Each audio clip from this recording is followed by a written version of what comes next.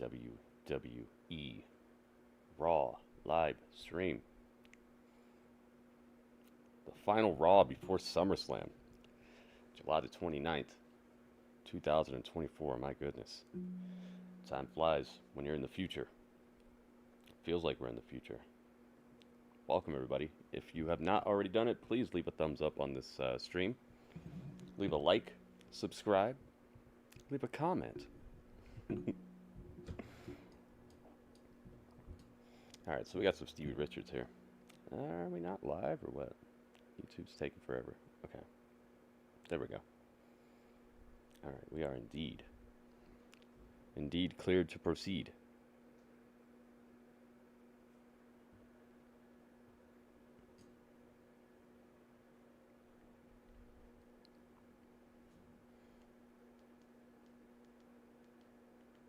There we go.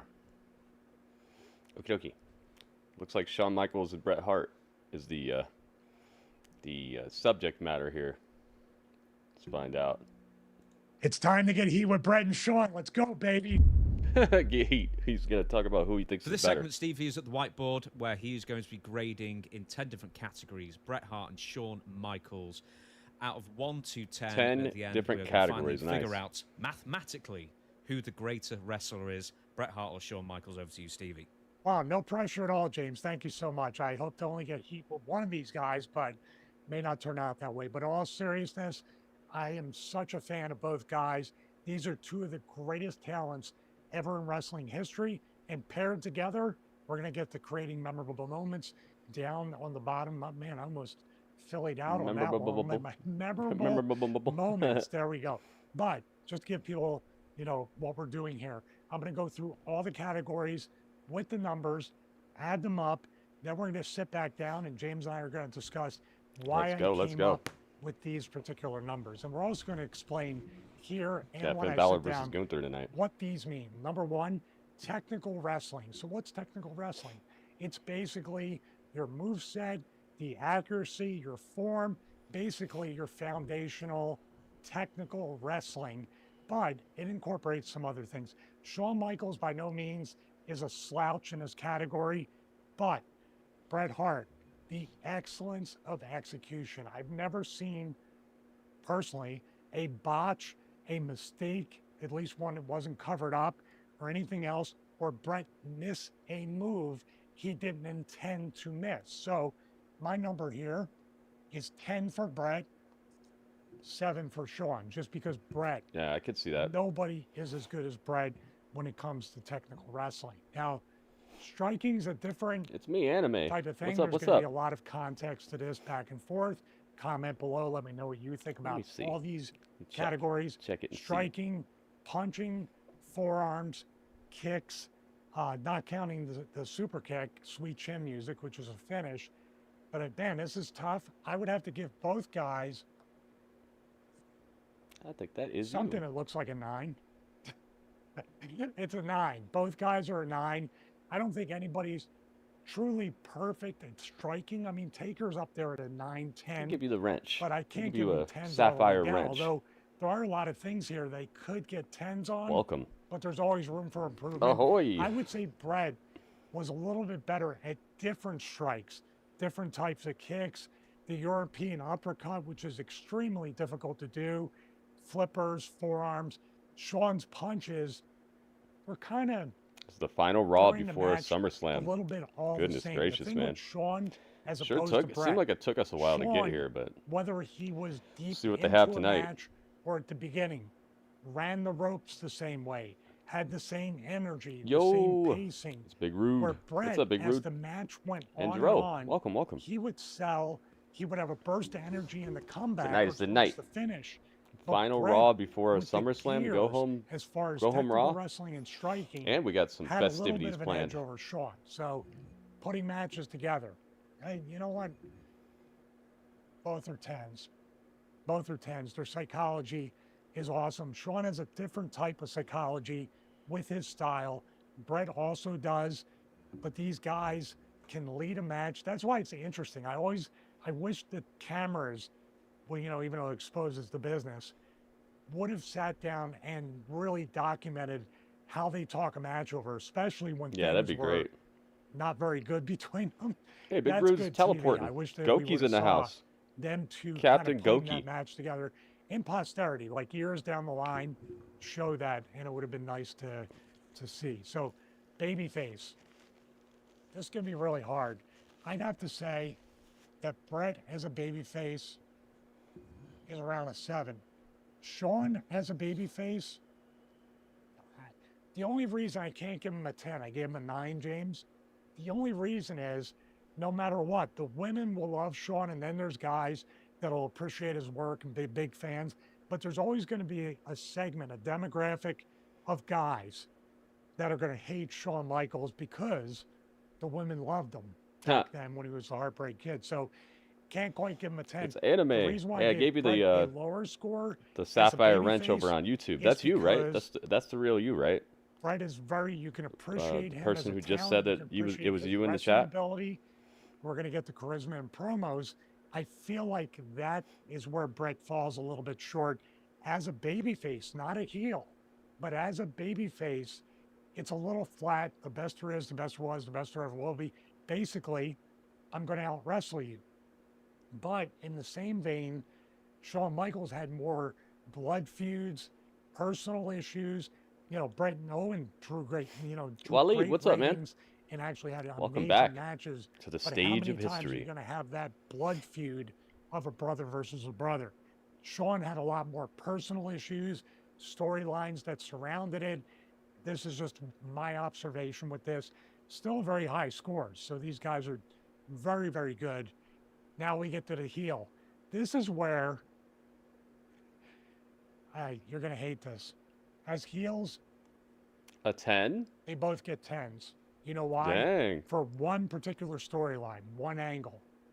When they were in the U.S., Bret Hart famously said, the U.S. is a toilet and the enema will be right here in Pittsburgh, Pennsylvania. I remember that promo. When they were in the U.S., Bret was a heel. When they were in Canada, Shawn was a heel. They drew so much heat in their, opposite countries that it was just awesome to see that play out. Bret as a heel, I think that was his best work with the Hart Foundation and against Shawn, against Steve Austin.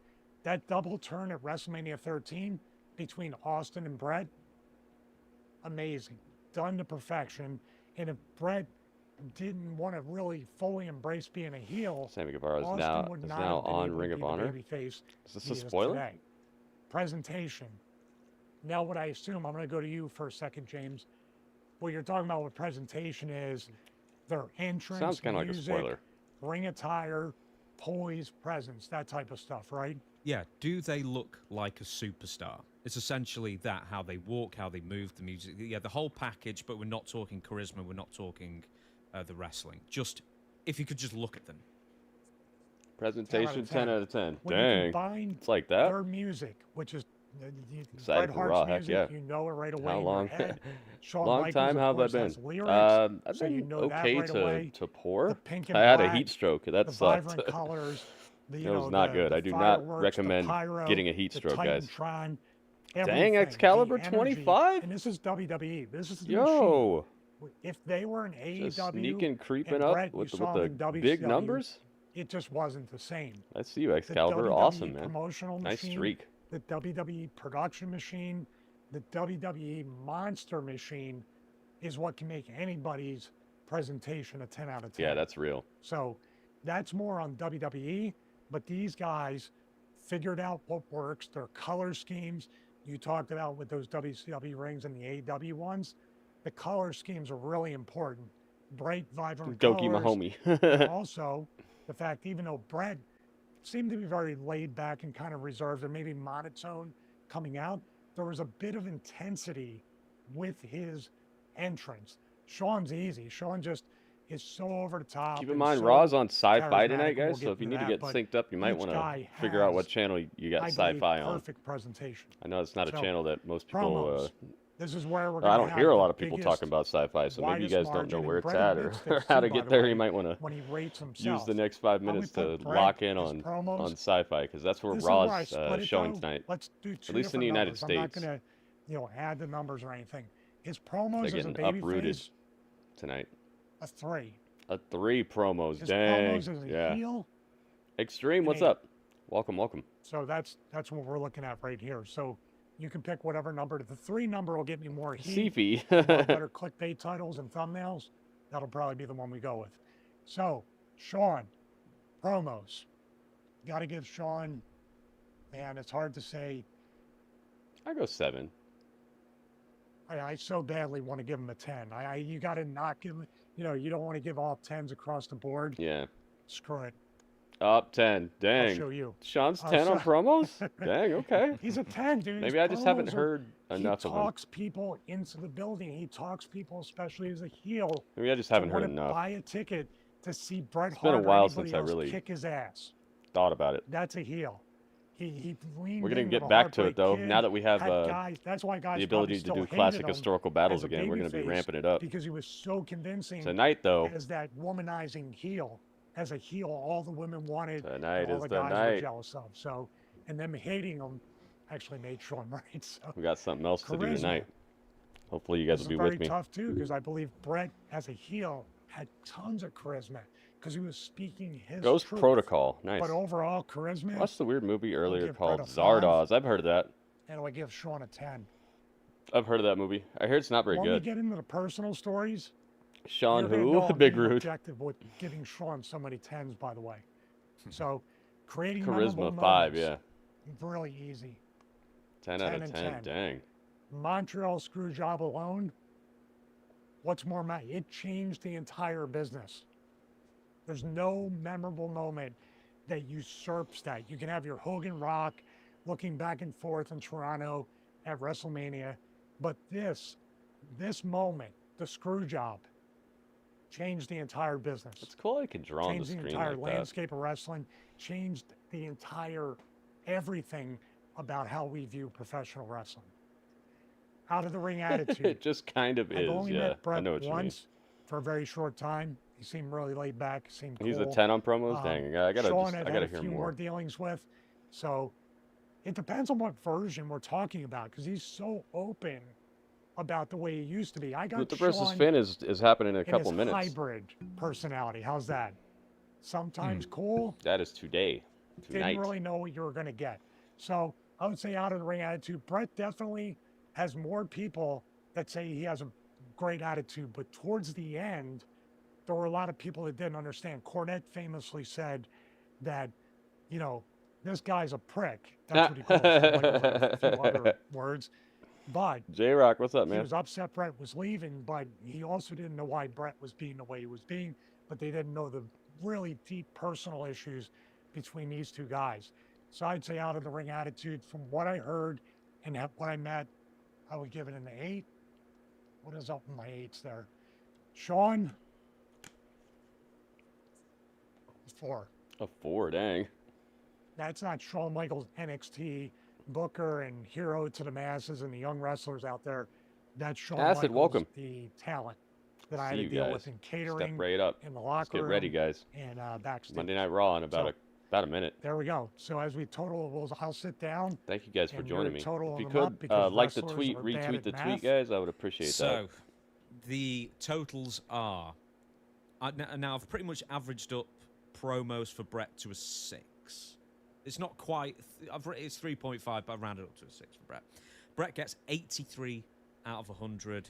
Shawn Michaels gets 89 out of 100 of a potential. Yeah, out of 100, a score of the perfect pro I wrestler. got our I've got Cinema a Monday few all things. queued up We're and gonna talk about everything, the guys. out-of-ring So attitude thing after with Shawn Raw and in Raw a talk, minute, hopefully you but guys will be before joining we me for do, the I want to pull the up a few things cinematic to hangout. mention. Selling and Be I ready. don't know if it was in technical striking or putting a match together. I think it was putting a match together, excuse me. Now, you make a great point there, and I think that wrestlers today really don't do it, even the wrestlers that everyone thinks are about the best in the world. And I'm specifically bringing up MJF versus Will Ospreay. That happened, was it a week ago? Or 2 weeks ago? Yeah, the 250th episode of Dynamite, I believe. That's absolutely it. Now, that's what I noticed. They were doing the tired selling, and then MJF would turn around to the camera and be completely And be just fine. angry and, just Yeah. forget about the stone face. Yeah, I noticed that too. That match was it It was overly long for me. I feel like they didn't. They're good. They're good wrestlers, but that they didn't have exactly what it took to pull that off perfectly. I could see why people rant and rave about how good it was, but to me, I feel like it wasn't quite as good as the praise it was getting. Here we go, guys. It's time. Monday Night Raw.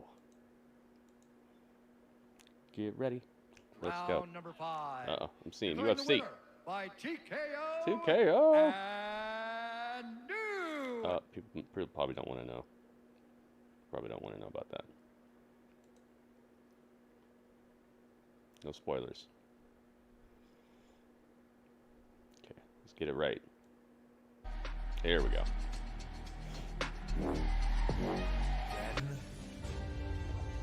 Yep. Cinema Monday's back, baby, and we're watching the hottest thing on the market, baby. Can't wait to do it. But man, we got something cool before that. The final Raw before SummerSlam. Let's go, man. And Raw's been actually better than SmackDown to me recently, so together. Let's go. Finish him. Fatality. Hey folks, preparation is underway in downtown Cleveland. Oh, they're showing the SummerSlam stadium. Nice. Saturday, where the stadium will be jam-packed, but meanwhile, Let's go. Woo-wee.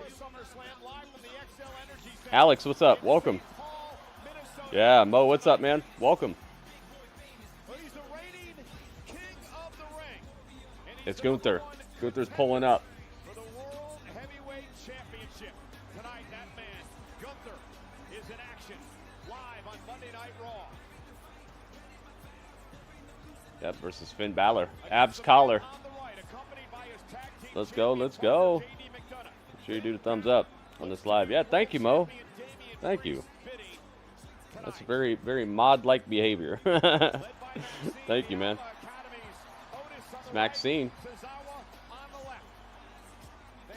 I love them showing the people showing up. It's a nice touch that they've been ramping up recently.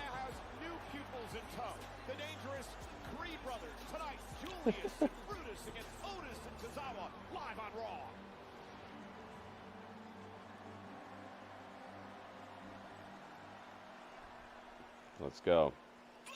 Burn it down. It's Ref Rollins. It's Ref Rollins.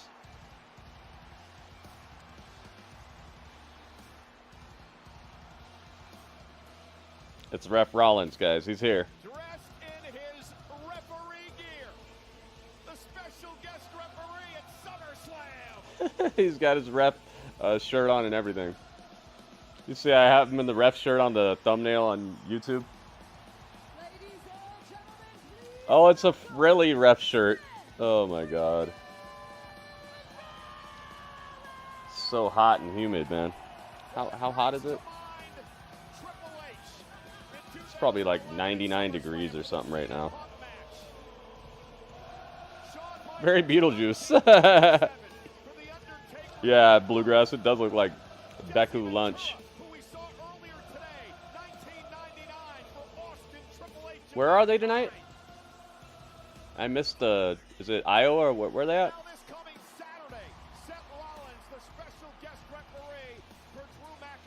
St. Louis. Okay, thank you, thank you. Or St. Paul? St. Paul. Let's go. Whoa, whoa, whoa, whoa.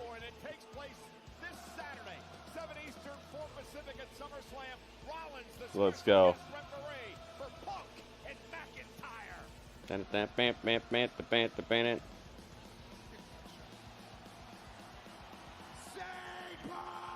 Here we go.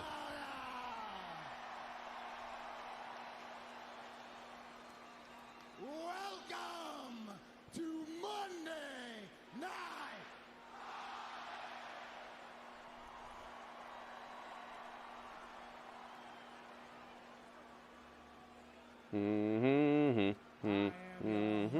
For this evening's events. Oh, St. Paul.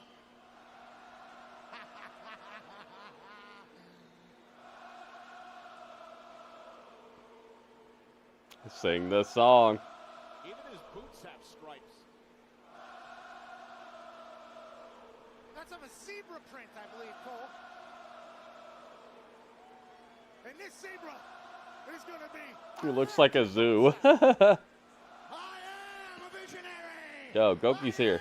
I am a revolutionary. I am Seth.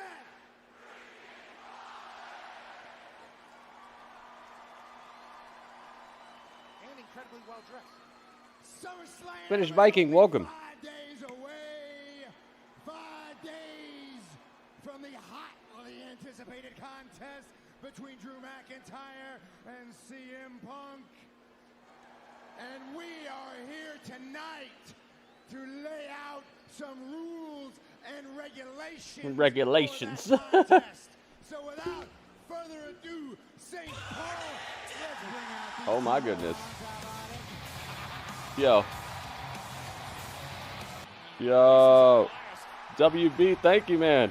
Yeah, 2 more off. I put way more hype than that. Yo, WB with the first bits of the day. WB, thank you, man. And welcome. Look in my eyes. Oh my goodness. Oh my goodness.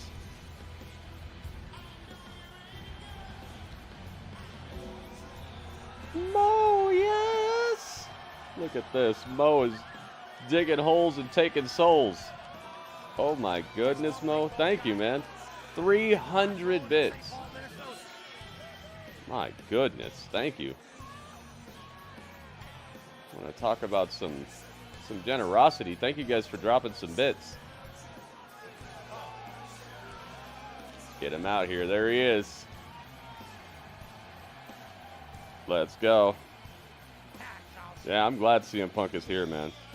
This is the spot he needs to be at, man. He's too old to be wrestling every week and trying to run all over this place and keep up with the youngins.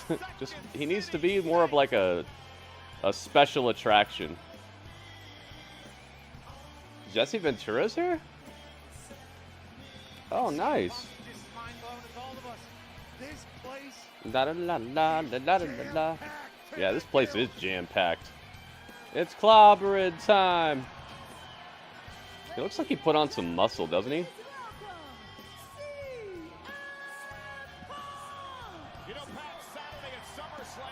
Dude, this place is popping. One-on-one match in the WWE for that man, CM Punk. Still you love me. Yo, Heartbreak Beats just in time. The Second City Saint. Welcome, hola.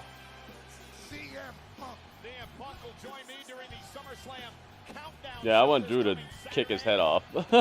not for real, but you know, I want Drew to win handily. In which he addresses the reasons he had such a beef with Drew McIntyre. Think everyone gets more swole when they have time off now? Yeah. But they should, man. Make your comeback matter. Make your comeback something that people are going to talk about. Don't come back looking gangly. Come back looking like a savage. Got all that time off? Hey, man. Here he is, Drewy Mac, dressed in black.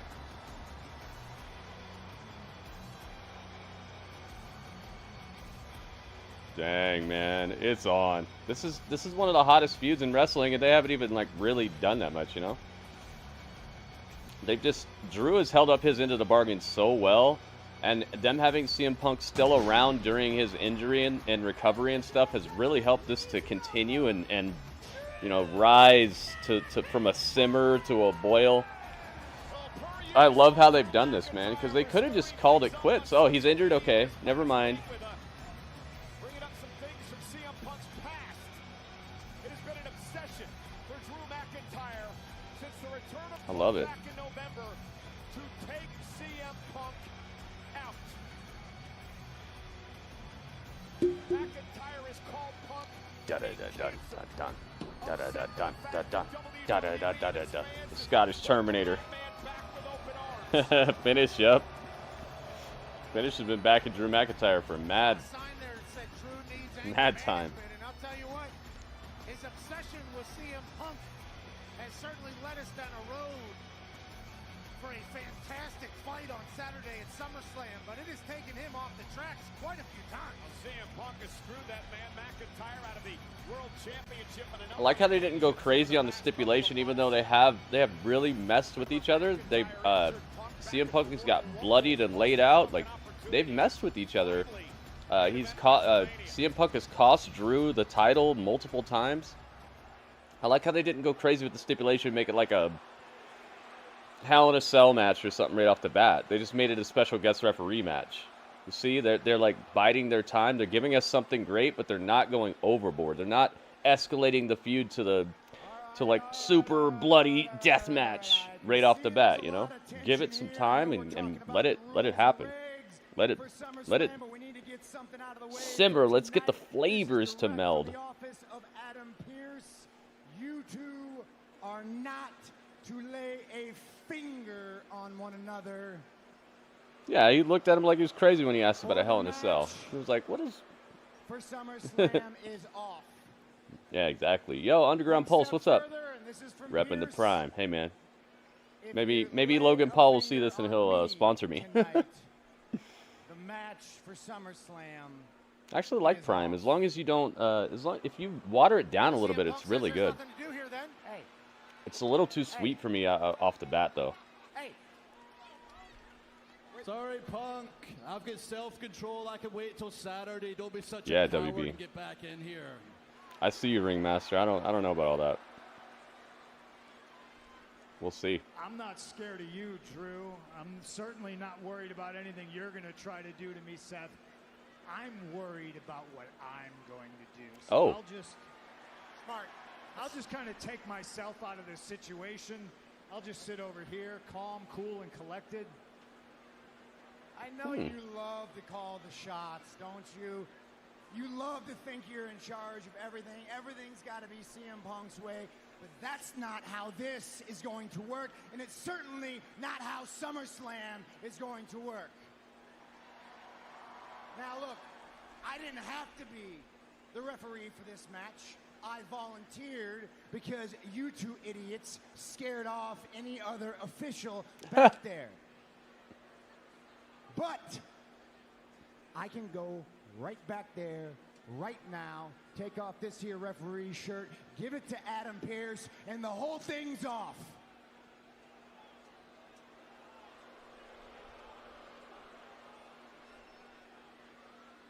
I'm not sure Adam Pearce would want that shirt. What's he going to do with that shirt? The two of you fight.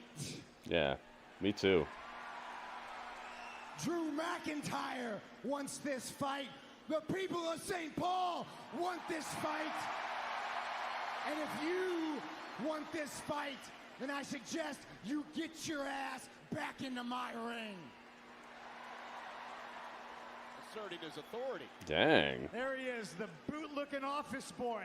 Yeah, Mo, I got your tweet. It was cool because like I already had all that stuff. I already knew about all that, and it was like you reminded me. Don't listen to him. Don't worry. I already had it Punk. like Just ready to me go, for a second. but you reminded me, like not reminded me, but you let me know that other people would be interested in seeing it. As a professional rivalry, I saw the Cody thing pop up, and I was like, oh yeah, we're going sneaker shopping with Cody, but not right away. We might do that after our Cinema Monday. WWE. That is not what's best for the future. Thank you very much, Mo. You said it yourself. He is a cancer. Corporate man Punk.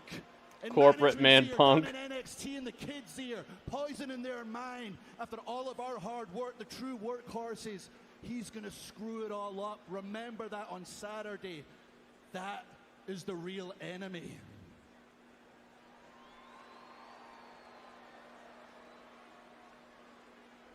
You know, Drew, you are an idiot, and you said a lot of things wrong. You know, Drew, you are an idiot.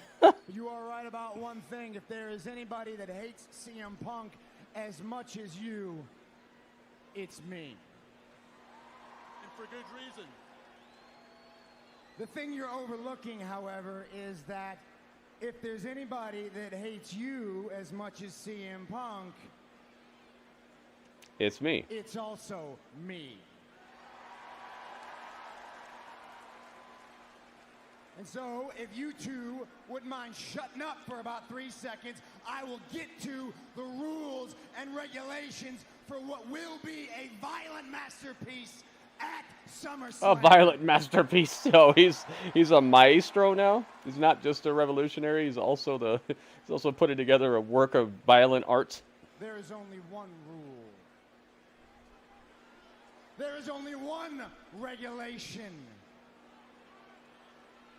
You two will listen to everything I have to say. That's the rule? I call the shots. I'm the boss. I'm the law. I count to 3 when I want to count to 3. You tap out when I say you can tap out. If there's a count Yo, what? maybe there won't be any count outs. I don't know. I might count to 10. I might count to... Oh my god, dude. He's going wild with he's drunk with power. I said, I'll count to 3 if I feel like counting to 3.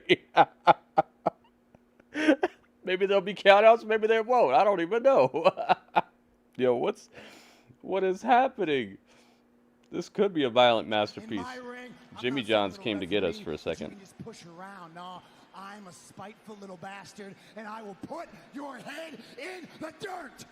He's gonna beat him up too. Yo, what? Yo, this is awesome. I think you being a referee is a hat on a hat. Based Oh on the my way you dress, god, I'm wait sure a you minute. probably like something like that. I hope He said you he'd like a hat on a referee hat. better than you dress. I don't Oh my believe god, I you. love it so much. You're a liar. You're going to be non-biased. You're going to call it down the middle. That's fine.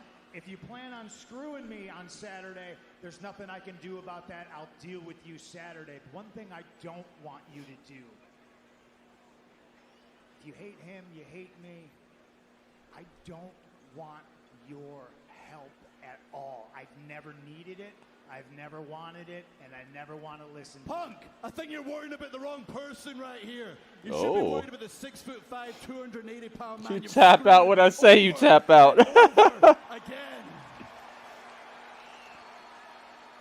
Dude, I love this. I hate you. I hate you. I can't stand you. I hate you're like some kind of Charles Manson that's poisoned everyone's mind, including these fans to chant your name at me everywhere I go. I can't go to the supermarket without hearing your stupid name shouted. They chant his name at the supermarket? Dude, this is great.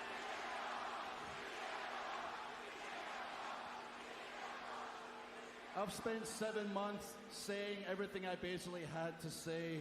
At Royal Rumble, I wanted to rough you up just a little bit, and I tore your tricep. I took you out for 7 months. I wasn't even trying then, man. You screwed me at WrestleMania out of the world title. You screwed me in front of my family in Scotland out of the world title. What do you think's gonna happen on Saturday? Right now, I'm not your enemy. This is me chill. That bell is your enemy because when it rings, Oh. I am going to violently assault you. He said the bell is your enemy. I'm going to blacken both your eyes. I am going to break your jaw. This isn't a wrestling match. I know you say you hate him, but I know you've got compassion in your soul because he will have to stop that match because I won't stop until your heart does. Dang. Oh. And you want to know? Yo, we got death threats in the opening segment. You want to know the best thing about it? It's in Cleveland. It's in a stadium. I'm going to get paid so much money to do something I would do for free. I love it.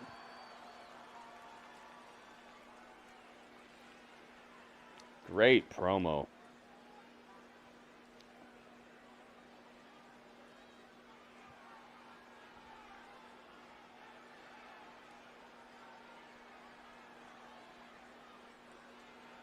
Punk is speechless. He is. For 10 years, I was absent from this company, and they chanted my name.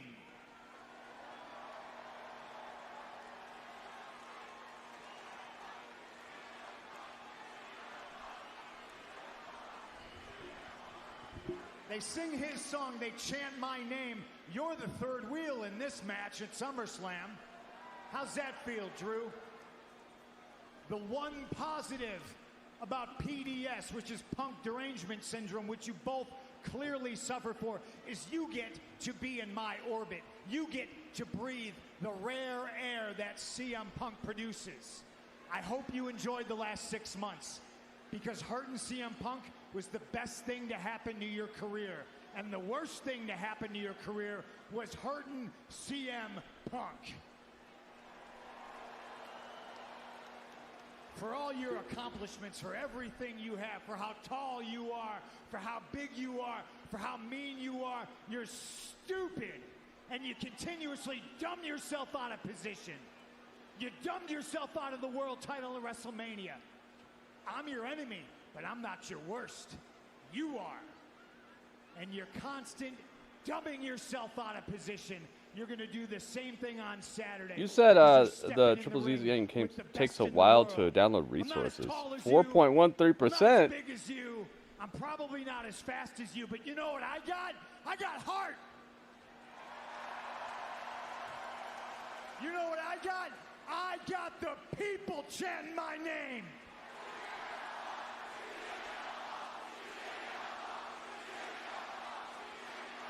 What do you got? Oh, he's got the bracelet.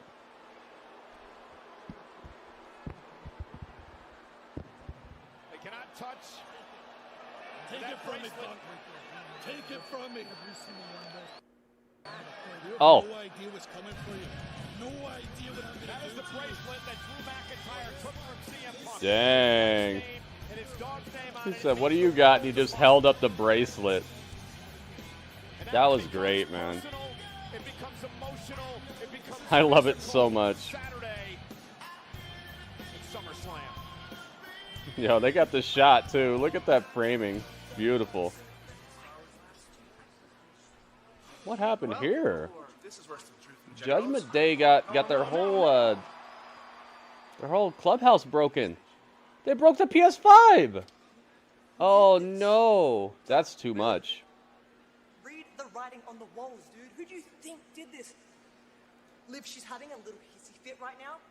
But you know, the clubhouse, we can rebuild the clubhouse. But Liv, she can't rebuild the damage that I'm going to do to her at SummerSlam. Oh dang. Not after this. Not after this. She stepped over the Not line after way she too far. broke the PS5 that she gave you. How dare she break what she gave you? Why I've never is seen this Rhea so wear an outfit like this. I will end you. Do not. I will end you. Liv Morgan, obviously a woman scorned. Rhea Ripley fired up as well. Let's Maybe go. on Saturday. This team fired up too.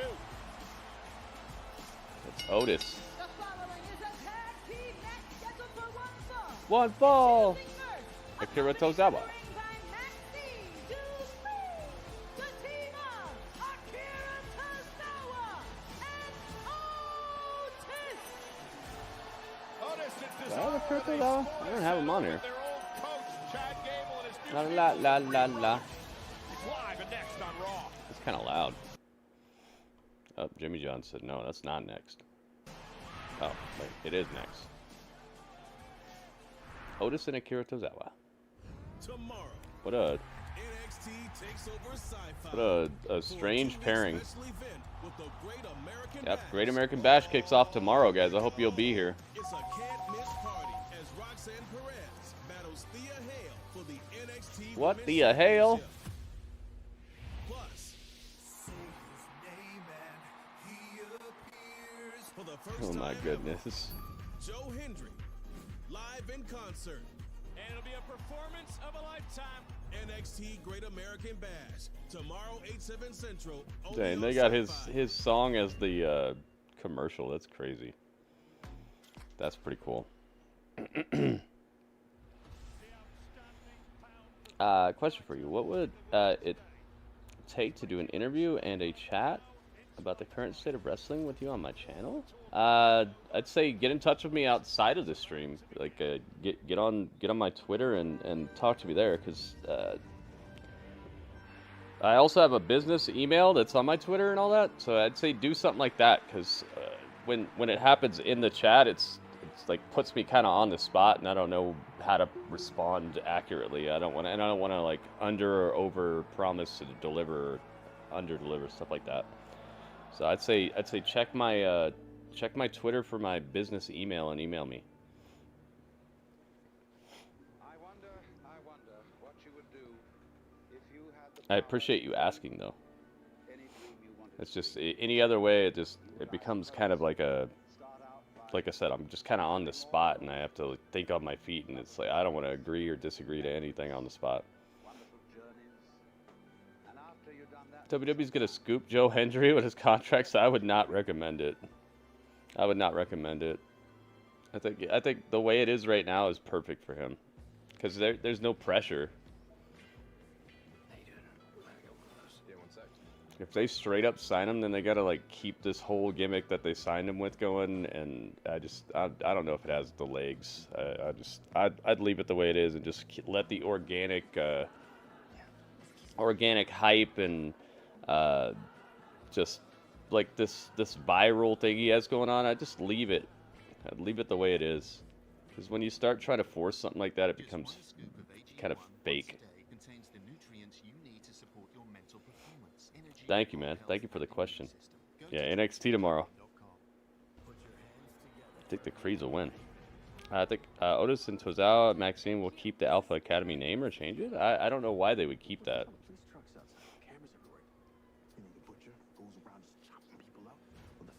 I don't know why they would keep it. Maybe though.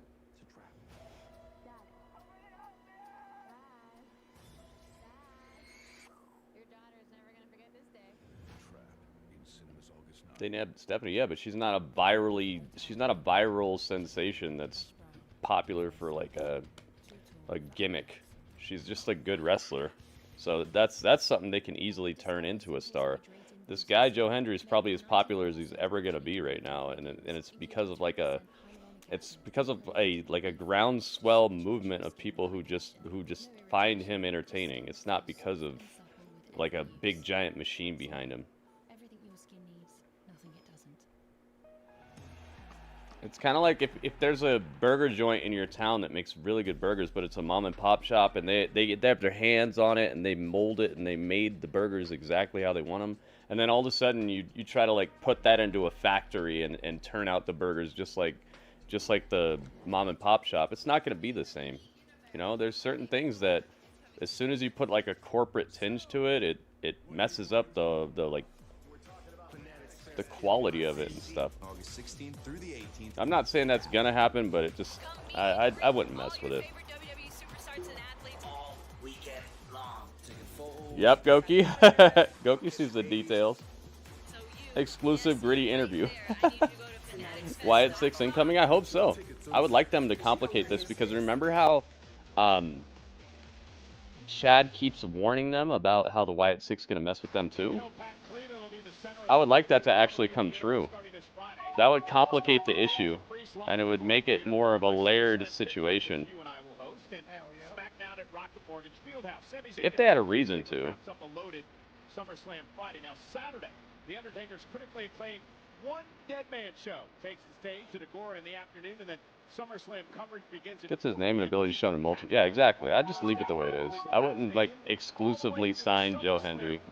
Especially because you don't know what kind of legs that type of gimmick has. Yeah, he's popular now, but like, what's the next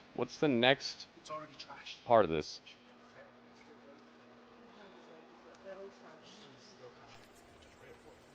Aw, she took the black rose. Let me guess, Liv. Yeah, exactly, WB. So I don't know. I'm not saying they're not gonna do it. I'm just saying I wouldn't. Earlier, but I really feel like I should be out in your corner there. They don't need him like that. You need to save yourself for SummerSlam. Look, Gunther, he didn't just insult you. He insulted everyone in here, all right? So will you guys fix up the clubhouse? I'll fix up Gunther. Alone. I trust you guys to take Fix care of up Sami and Jay, Gunther. right? Sami and Jay, bro, we handled that. I feel like we're Yeah, going see, you backwards don't and want to we're mess dealing with with that, issues dude. we don't need. It's special right now. Okay, well, listen, if you don't want to handle it, how about the other three do it? I'm gonna handle it. The other right now. tree. All right, are you up there then? Well, how about this? How about Carlito? We start with Sami Zayn. You know what to do. Way ahead of you guys. I'm gonna talk to Adam Pearce right now. Get it.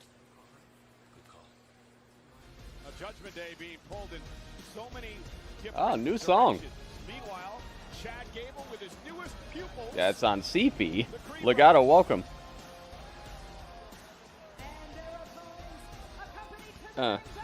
Hit him with the beat.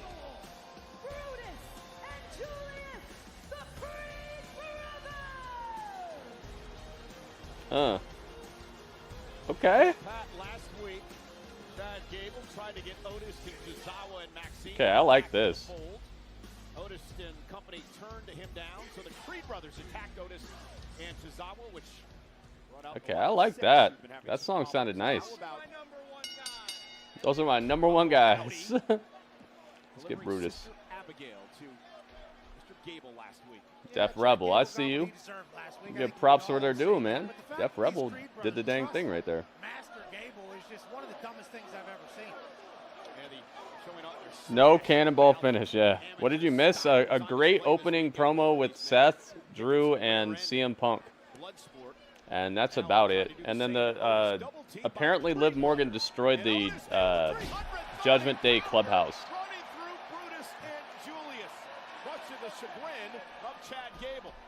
They she broke their PS5 too. I don't have Julius on here. All right, let's get him. I'll put a prediction in just a second, guys. Tozawa shot put it across the ring by Otis, but look. Yeah, but the power of Julius, Pat. This is what we're talking about. So much raw Dude, power, from the ground. talent, Wow. ability, you name it. It's a damn shame that they're listening to Of this. course he's going to be doing this pose, so it's going to be like impossible to fit him. Might have signed their own death certificate, signing up to work with Chad Gable, but double team by the Creed. Right, I'm going to put him right there, and I'm going to have to chop his arm. I'm going to have to chop a lot of them. He's going to the chop shop. Julius, you're going to the chop shop. as soon as you see him and see what he's doing, you can't help but say this guy's a scumbag. Sorry about this, man, but it's show business, you know. We gotta bitch you how we can. Tozawa fired up. Made his debut in the Cruiserweight Classic here in WWE. Wrestled all over Japan before that. Tozawa now, top rope. Mental drop kick. That's probably good right there, right? Across the ring and into the ropes and out of the ring, and Tozawa, I believe, may fly. Suicide dive takes out Brutus. Tozawa flying around, beloved by the WWE Universe. Well, how great He's would it flying be if around. Brutus and Tozawa could knock off Gable's new team, who he now calls his new #1 guys. Julius pulling Brutus out of harm's way. Tozawa lost his balance up there. Oh! Just like that. Wicked clothesline, and the Creeds back in control. Perfect. Now we have time to put together the prediction for this one.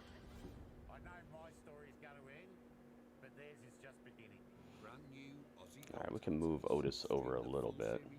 We can make a little space here. There we go. All right, there we go. We kind of did it. All right, let's get a prediction on this.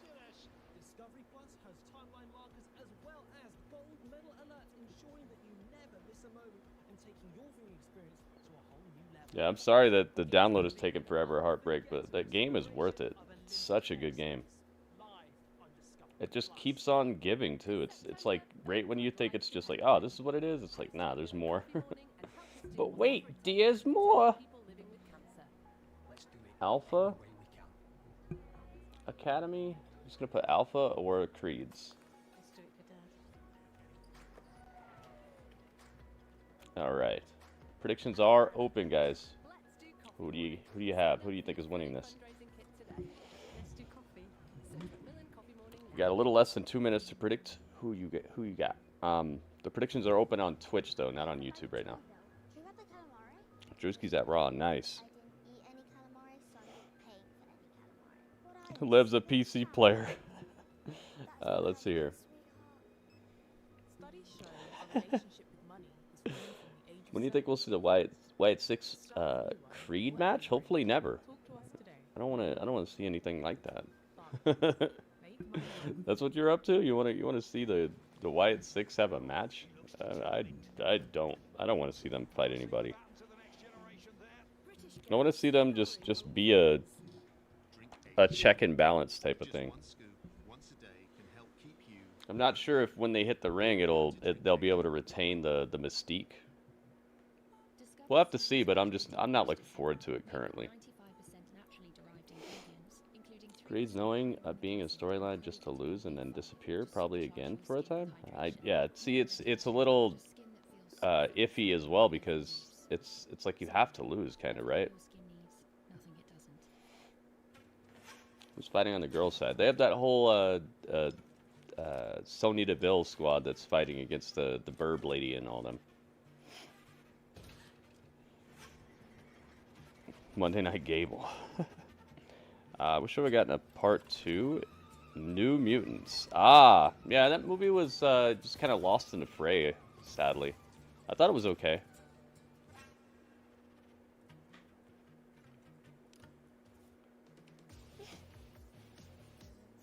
Had a darker feeling to it. It kind of felt like Marvel's Suicide Squad or something.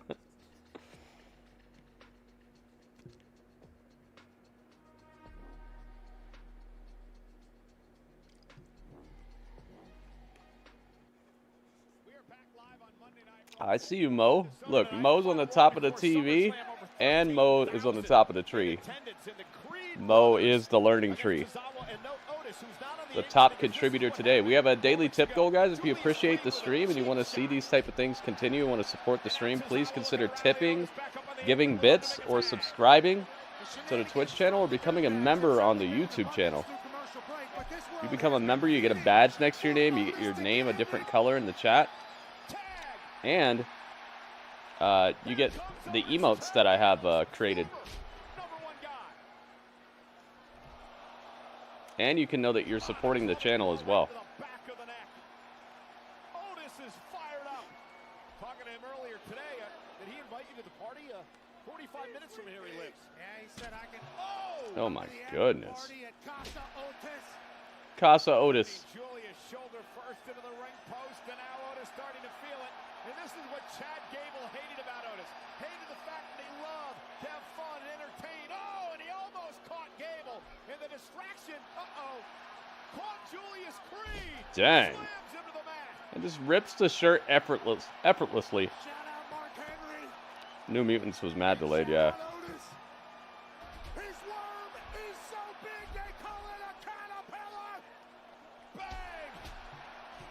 I swear he concusses himself every time he does that caterpillar, man. The way he does it is like, oh my god. He always looks like loopy when he gets up. Ouch.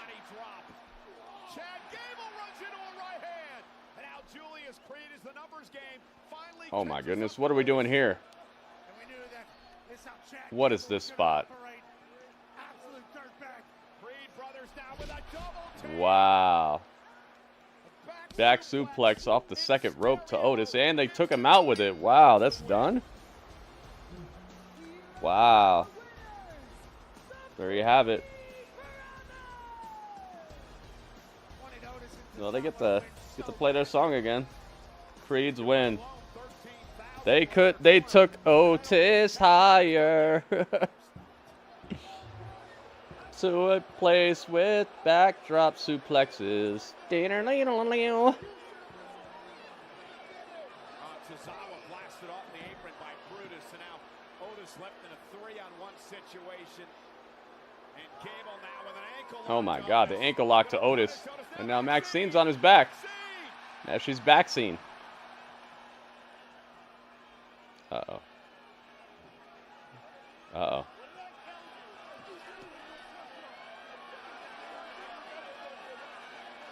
Oh, slap Chad Gable. She slapped Chad Gable. She said, I'm going to fight you. It's time for the lights to go out. Yep. I knew it. Uh-oh. The lights are going out, guys. Oh, my God.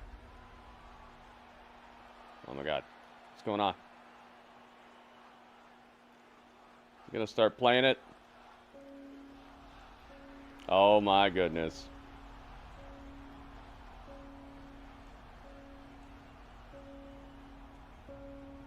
Okay, they're in the middle of the ring together, but I don't see anybody yet.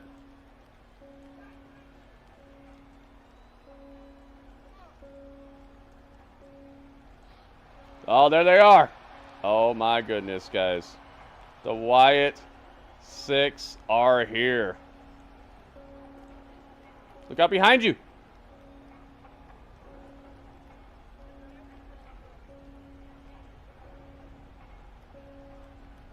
There's only 3 of them, I think. Yeah, there's only 3 of them. Oh, it's going to be a trios match. We're getting a trios match at SummerSlam.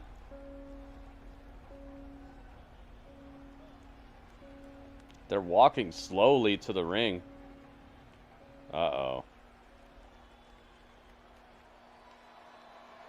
So it's the pig, the bunny, and the vulture type of dude.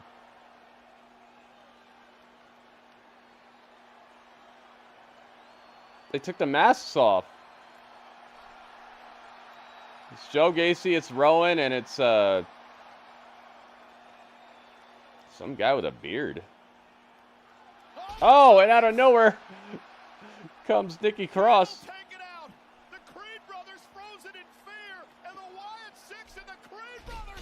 Oh my goodness.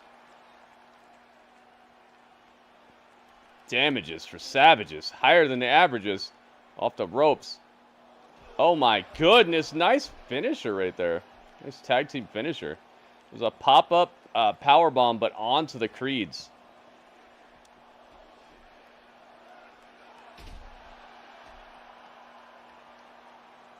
And then just a battering crossbody from Rowan.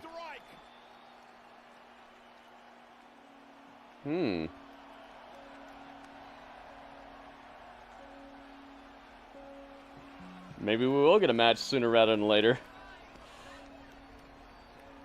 I mean, they took the mask off. They look good, too. Maybe I was wrong. That's Dexter Lumis. Oh, wow, that doesn't look like him. Oh, my God. Uncle Howdy. He's right behind Chad Gable. Chad Gable is trying to exit the premises, but nope. He's got your exit covered. Nope, nope. Chad just runs off to the side.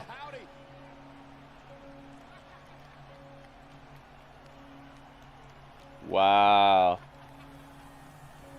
He's doing this thing, and he's laughing.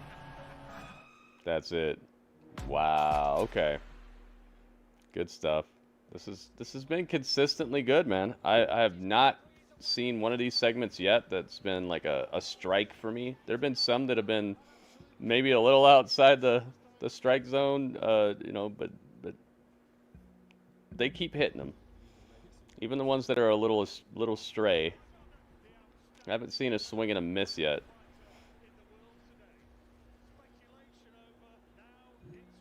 Man. Yeah, that's Dexter. Everyone's saying that's Dexter Lumis. It doesn't look like him, but I did see his arm was all tatted up, and I do remember Dexter having that. So I believe you guys. That was good, man. Very good segment. That might be where we're going, I guess. Maybe we're getting a trios match at SummerSlam or something. I'm not a huge fan of tag matches, man. Not today. Not today. Maybe back in the past, but they just all break down into matches that end up looking like a cluster of just people doing moves. It's like if I went to a like a bow and arrow, like an archery competition to see like who's the best at archery, right? And then like halfway through the competition, it just turns into them like running up to the target and hitting it with a bow, hitting the target over and over again. It's like, dude, I thought this is supposed to be an archery contest. Why is every tag team match turning into a non-tag team match? Every tag team match these days turns into just a cluster of nonsense and just moves. If that happened very rarely, I'd probably still like tag team wrestling the same way I used to. But it's to the point where every time I hear that there's going to be more than 2 people in the ring, I'm like, oh god, here we go. Here comes the moves, and here comes the ref standing in the corner looking lost. Sometimes it could be fun though. I'm not saying that it's not fun to see that, but just make it like a 6-way or something. Just call it a 6-way match and just leave out the tag stuff and just let them do all that stuff and get it over with quickly and just make it hype and just give us what you know you're gonna do and skip all the like theatrics of that it's actually a tag match. I don't think he grew all that hair. I like the way it looked though. If that's Dexter Lumis's hair for real, that'd be crazy. He must have started eating Rogaine pills or something. But he has been out for a while. When's the last time we saw him? What, like maybe like a year ago? Has it been that long? You can grow a lot of hair in a year, especially if that's all you're doing. Just sitting at home. Let's go. SYFY again. Yeah, he disappeared after like the Miz stuff. It's the first Raw after SummerSlam as the action hits SYFY. Raw next Monday, 8/7 Central, only on SYFY. Pat, how would you describe what we witnessed moments ago with the Wyatt Six? Eerie, freaky, powerful, but also incredibly cool because the group of people that got their asses beat through the whole entire process. Incredibly cool. Yeah, they're kind of making the Wyatt Six into good guys here, aren't they? Taken out by Sister Abigail. And then the rest of the Wyatt Six would turn their attention to the Creed brothers, and we would see destruction. What does Raw do that SmackDown fails to do? SmackDown's on cruise control and they don't do anything interesting. It's just SmackDown just has a bunch of matches and their feuds seem dry and flavorless, and their world champion just like stands there and is like, hey, what do you want to talk about? I don't like the bloodline. It's like there's not like a whole lot of personality, or it just isn't. It's on cruise control and it's dry and flavorless. Raw actually has some like layers to stuff, multiple characters interacting, long-standing feuds and things. My match.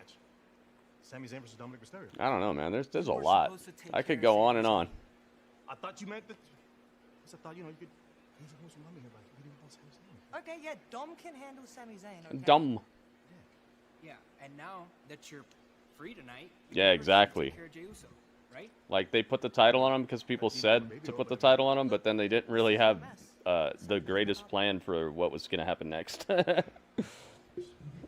I like the bloodline. It's just I don't think it's enough to hold up a whole show just having them come out at the very end and beat up everybody. It's like, dude, I've seen this how many times? Not even how many times I've seen this from the bloodline, but just how many times has the average wrestling fan seen a wrestling show end that way? It's like, we've seen it, man. Come on.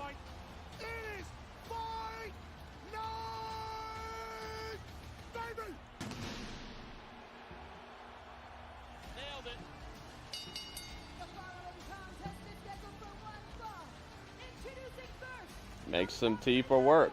Nice, man. Nice.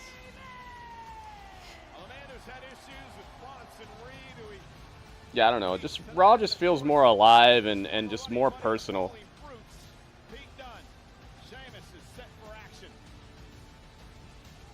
Sheamus is here.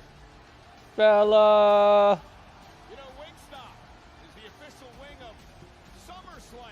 Celebrate Wingstop Wing Day with 5 free wings today. Only with Ringmaster wants the old theme back. Yeah, Excalibur, exactly. It feels like I said, it's on cruise control, and that's literally the like almost the definition of what formulaic is when it's just you have it set to a certain miles per hour and you're coasting. Like, that's formulaic, dude. Absolutely.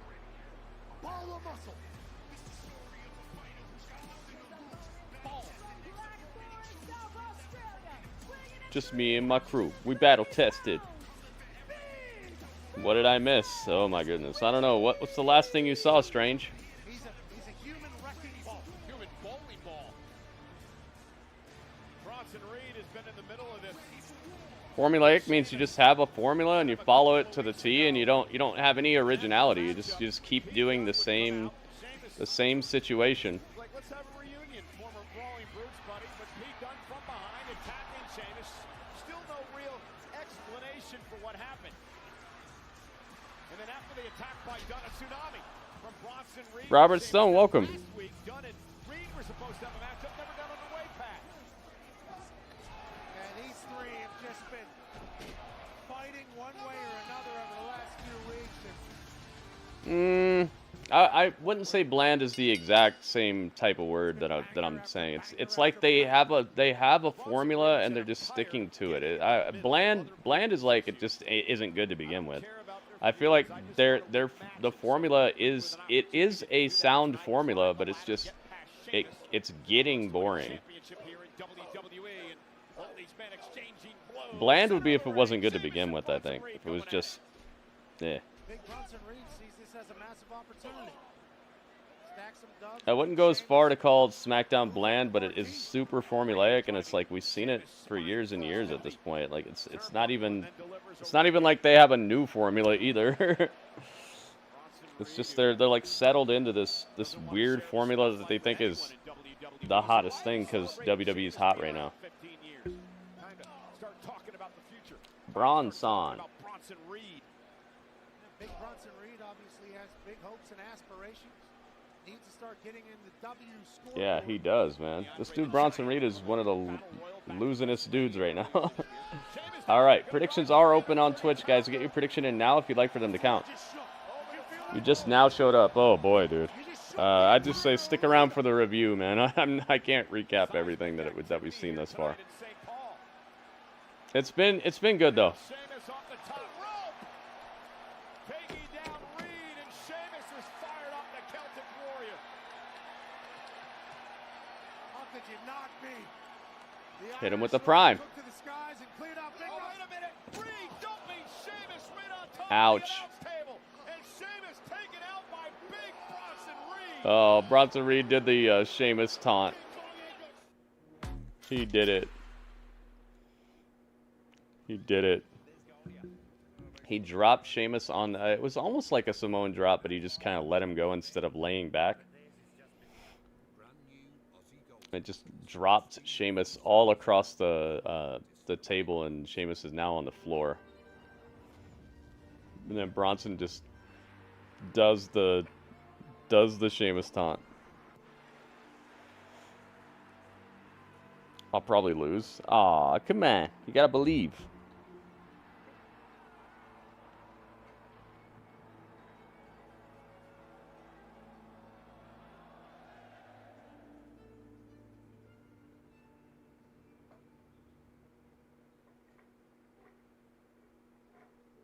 Breakfast every morning.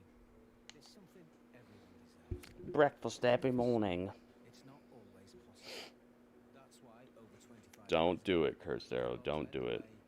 The second that theme song hits during like a main roster show is gonna be my nightmare.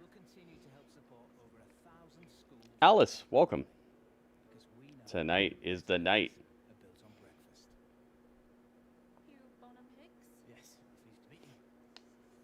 Cinemonday, baby. I'm not saying his name, and I'm not believing. I think he's a stronger than normal guy with the ability to make songs. That's what I know. I don't have to believe.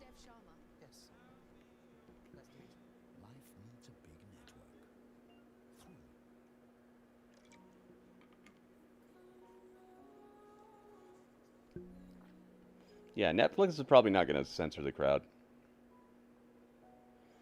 Oh, the Royal Rumble. Oh, jeez.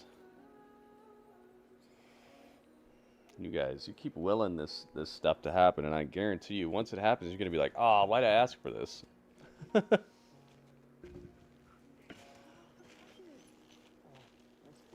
Imagine how annoying that's gonna be.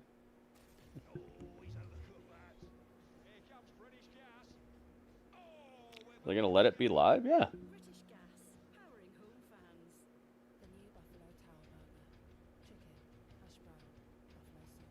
Oh my goodness, what is this chicken sandwich? It's got a hash brown on it? Buffalo Tower? What is that? What is that?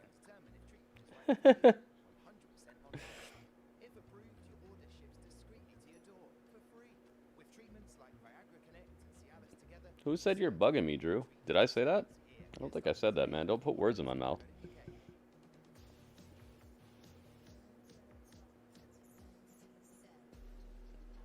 I see you're a very zealous Katana Chance fan. That's cool, man. Everybody's got their favorites, but you know, there's about 80 other things that happened tonight that we could be talking about. So I'd say just maybe let it chill until she's on the screen at least.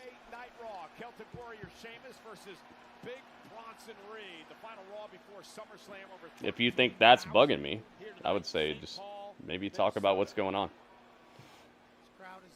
Won't that actually be 3 hours on Netflix? Yeah, dude, they're not gonna change any of this stuff.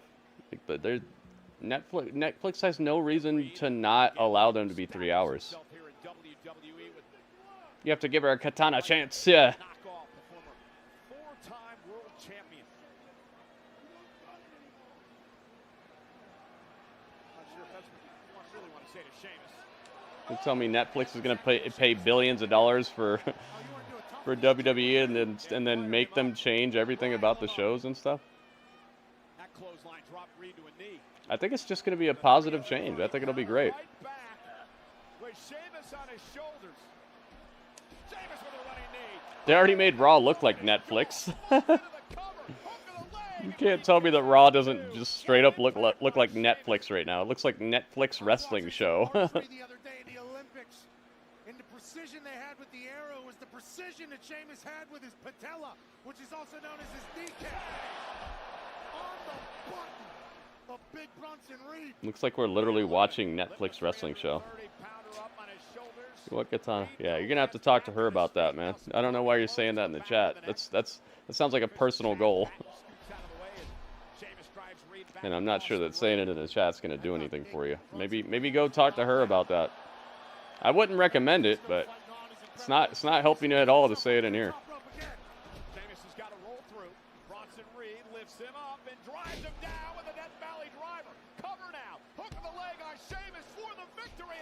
Ooh, almost. Bronson Reed needs a win, man. But Sheamus able to stay in it. All the people here in Minnesota. I believe in Bo Dallas. That's what I believe in. I find that a lot more entertaining right now. Raw Flicks? What's Raw Flicks? Is that a real thing or no? See a flying bus here, folks.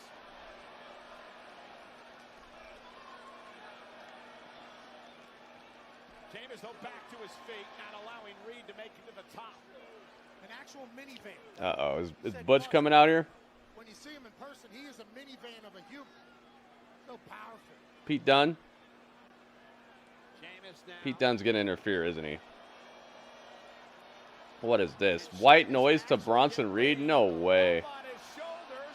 Oh my God. Yo, Bronson Reed gets white noise? Wow. Reed kicks out of the white noise.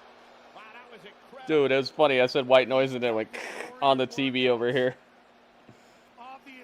You don't have to say sorry, man. Just chill out. Let's talk about Sheamus versus Bronson Reed, man. Just save the Katana stuff for later and keep your like sexual and like relationship goals out of the chat. We're not here for that, man.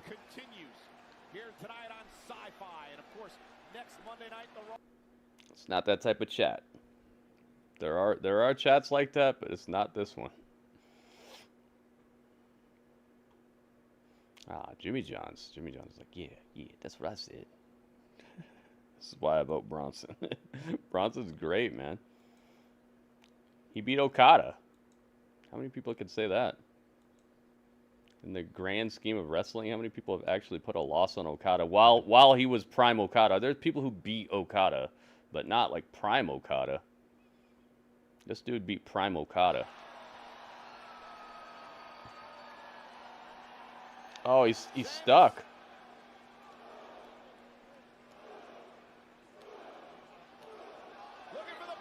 There he is. There's Pete Dunne. He hit him with a shillelagh. I knew it.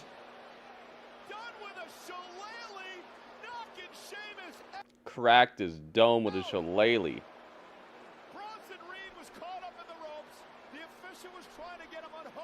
It's time. Tsunami. Carstero, what's up, man? Look, Pete's just sitting next to the ring with a mischievous look on his face. That's done. Bronson Reed wins.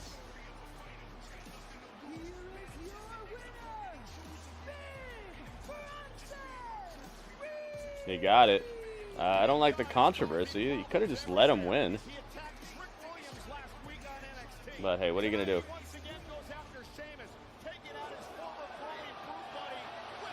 I'm ready for war. And then shrugged his way through Big Bronson Reed's tsunami. When asked about his situation with Sheamus, Pete Dunne would only say, I'm not here to prop people up. I'm here to take people out. And I've been waiting for this. Is Pete Dunne still officially an NXT star? Or moved to Raw? I don't know anything about that. I don't really keep up like that. I don't know. He's just been everywhere.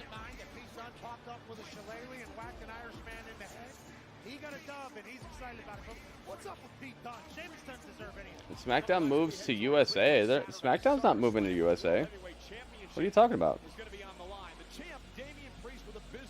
Thumbs down. Finish doesn't like that. What are you talking about? SmackDown moving to USA? I don't know anything about that. Where are you hearing this? A win is a win. Yeah, it is. But like, I don't like the constant interference, man. Like, when we finally get a real outcome, it's always like some sort of interference and stuff recently. It's like Triple H is stuck on repeat right now. Where are you hearing this? I asked, where are you hearing this? Who told you they're going to USA? It was everywhere. Yeah. Okay, so list one. If it's everywhere, that should be very easy to find. Where are you guys hearing they're going to USA? Please find me the source, guys. Find me the source. That's all I'm asking. It's that easy. Just find me the source.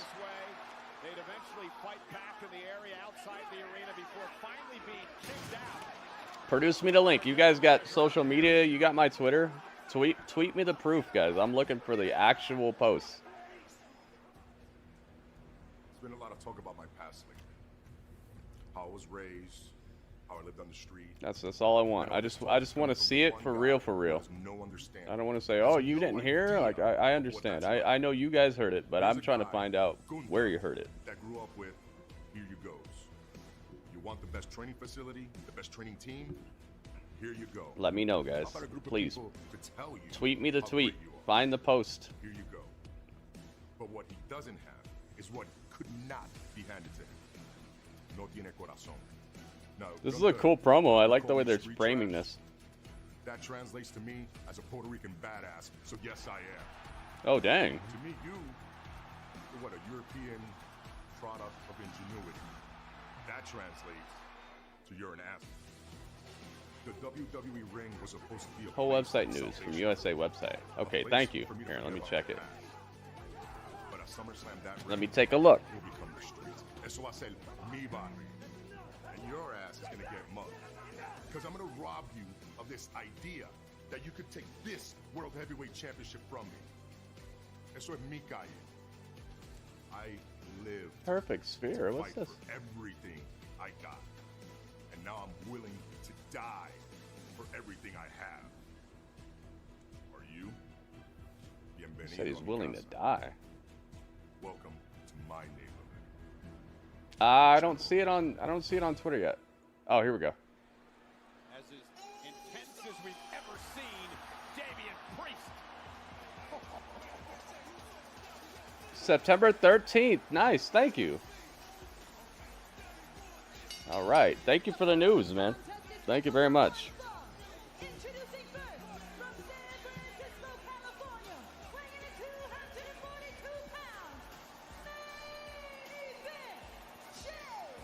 Thank you very much, Mo.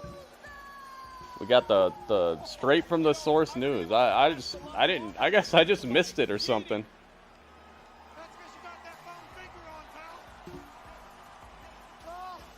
Jay versus Carlito.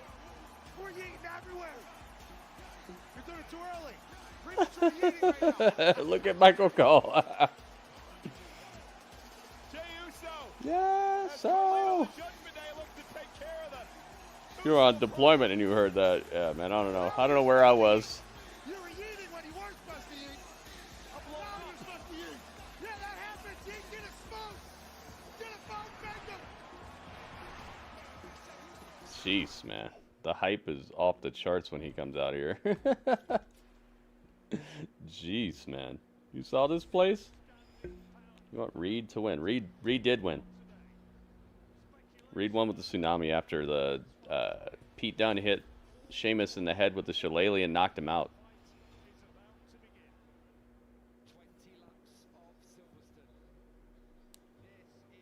$20 in a row for Big Rude. Ooh. You know Raw's going to Netflix, right? Yeah, I do know that. Yes, I was just talking about that.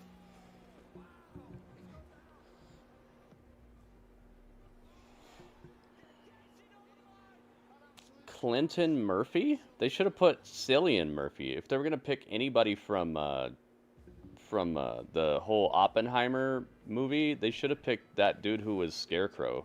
They should have picked the main actor from Oppenheimer as Doctor Doom, I think. I think he would have been a great Doctor Doom. Especially if they got him to actually like lift some weights and stuff. But they probably got some sort of plan, you know. I feel like this is a misdirection a little bit. I hope it is. I hope it is, because Robert Downey Jr. is starting to look a bit old, and I need Doom to be imposing, man. I'll be right back.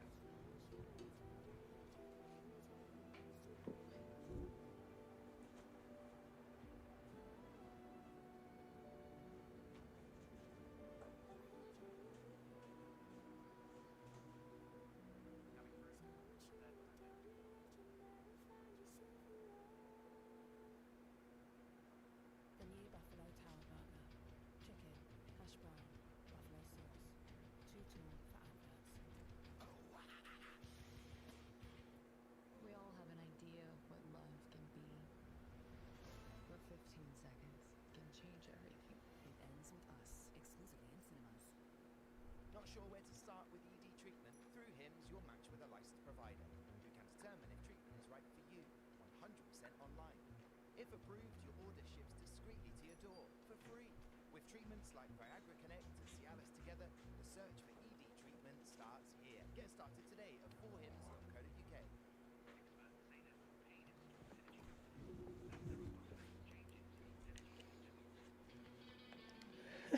He said Jared Leto. Oh no. Oh no. No, not Jared Leto. Okay, so my thinking behind the whole... Oh, you know who would have been good too? Freaking...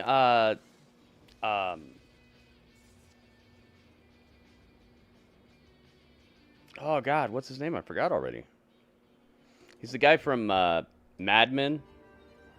The guy from Mad Men, the main character from Mad Men, he would have been a good Doctor Doom. You need... Okay, so my thinking behind who would make good Doctor Doom is they need to look like they could put on a bit of muscle. Like, they don't need to be a muscle-bound freak or anything, but they need to have a body that looks like they could grab you and throw you somewhere. They also need to have a face that looks like they're rich. They can't look like some dude. They need to look rich. They need to look rich, powerful, influential. They need to look like that.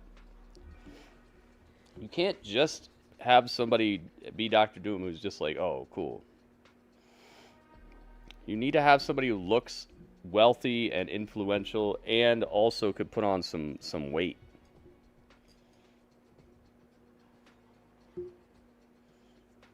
Carl Urban. Oh, that's a good one. You know, maybe. What's that guy's name though, guys? You know who I'm talking about? What's this dude's name? No, the guy from Mad Men, that show about the advertising executives who are like making ads and stuff. That guy, the lead actor from Mad Men. Is Carl Urban related to me? Yes. Yes, we both have similar spelling. John Hamm, that's his name. John Hamm as Dr. Doom would be absolute perfection. Yo, you know who else? Maybe CM Punk. Dude, what if CM Punk was Dr. Doom? Yo, CM Punk as Dr. Doom, it'd be a wrap, dude. I'd buy like 5 tickets. Freaking Dr. Doom as CM Punk as Dr. Doom. The best doctor in the world. Henry Cavill, I'm sick of him being in everything, dude. You might as well just make it Pedro Pascal and call it a day if you're going to make it Henry Cavill. He's in everything. The top of his profession.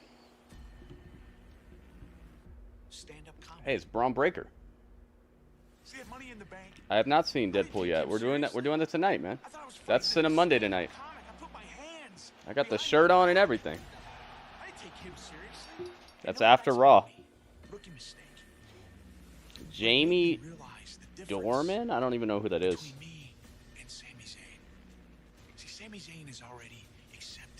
Yeah.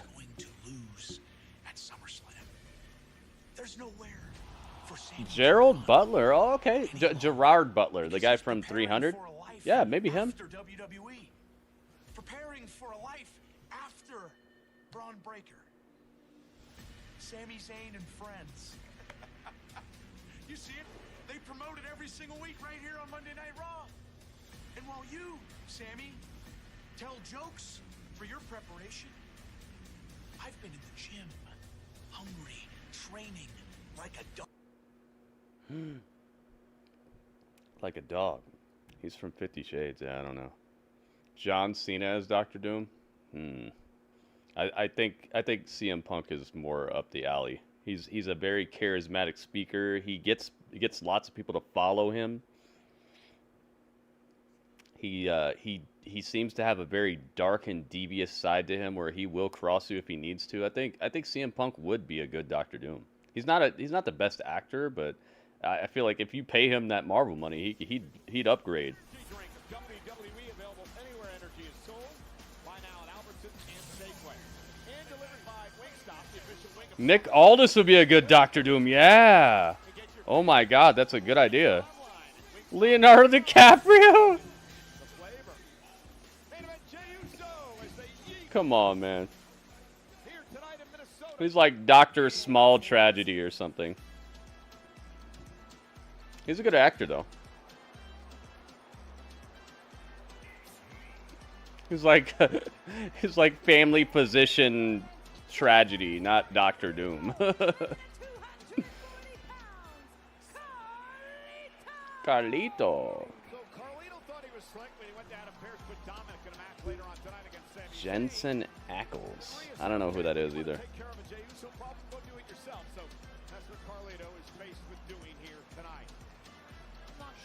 If Leonardo DiCaprio is going to be in a Marvel movie, I think he would be more of like a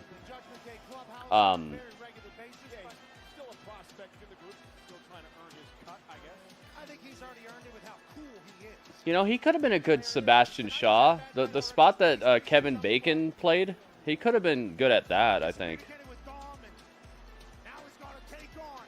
Iron Man, that's a good one. Yeah, maybe he could be like a, oh, you know who? But he's so much older now. Dang, man. We should do like a tier list. Oh my goodness, around the corner kick. Dude, it's over? Oh, okay. I thought it was over. A good Red Hulk. Oh, but I think they got the best guy to be Red Hulk, honestly. because of the tragedy that happened with the guy who was gonna be the Red Hulk, his death. I think they did a good job. Yeah, I like the guy who was Doctor Doom in the first place.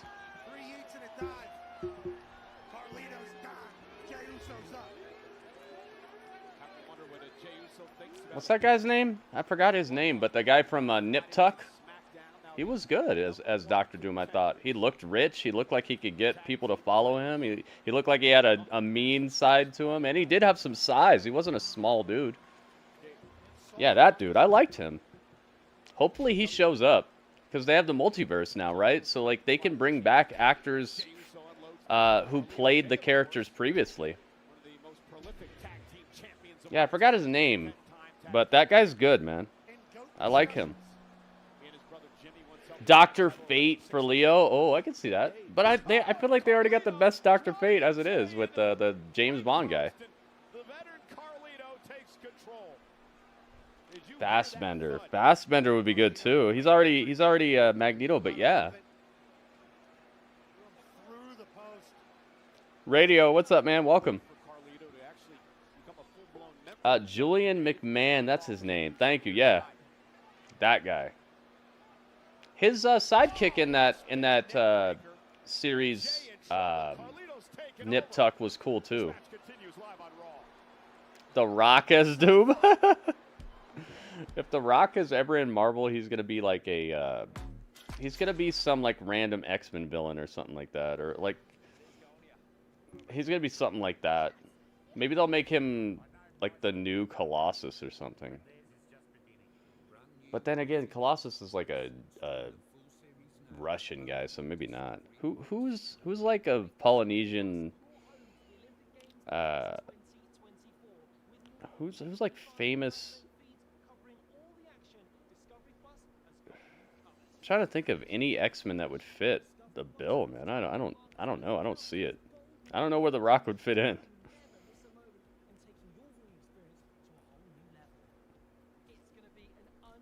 Gosh, that's tough.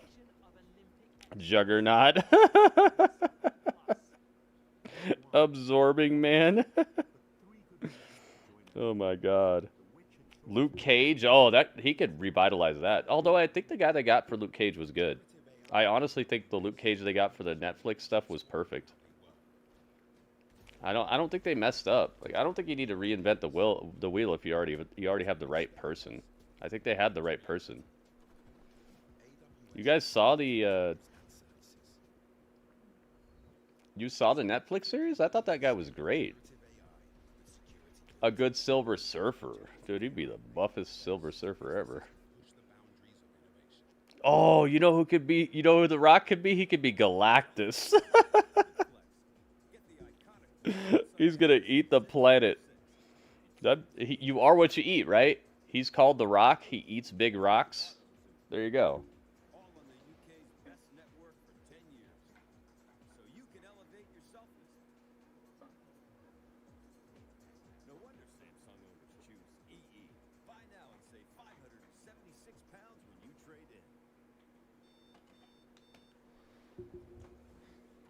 Gladiator. Oh yeah, one of those guys who hangs out with the what are they called?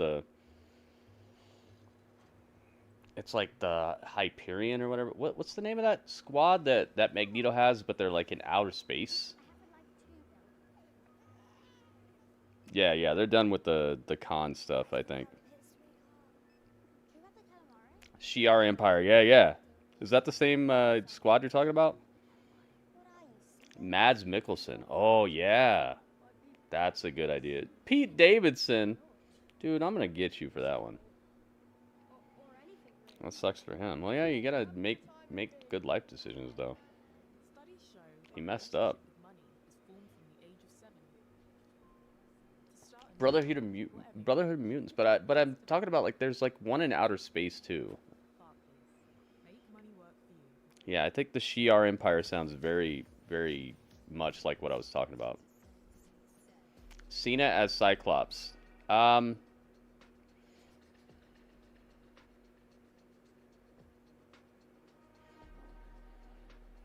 Gosh, man, I guess if you didn't have any other choice, really, I'd like for Cyclops to be a little bit more like young and spry. I thought they had the right Cyclops for in the movies as it was too.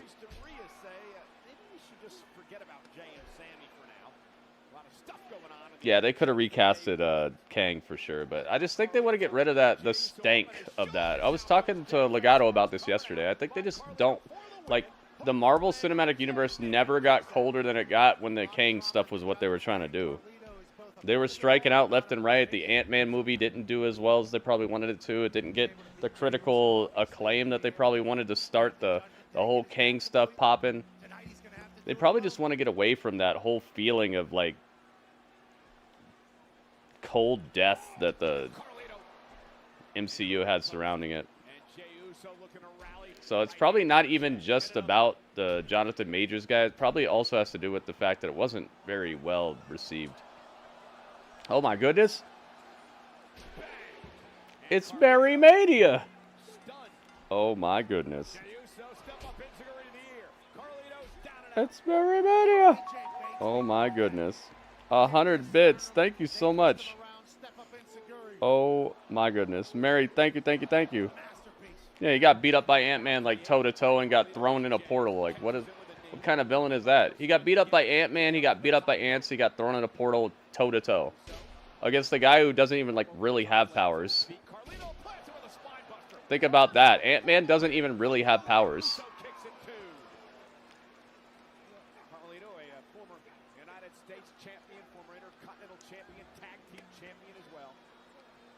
He said the Miz is Gambit. Okay, okay.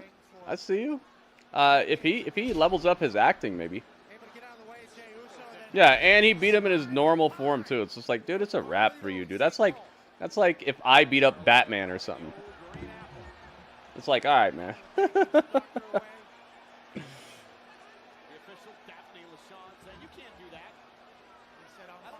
Yeah, it's like, I'm sorry, man. Just wrap it up. Although it'd be really cool if they had like mad Kangs that would show up at one time or another, maybe in Secret Wars or something.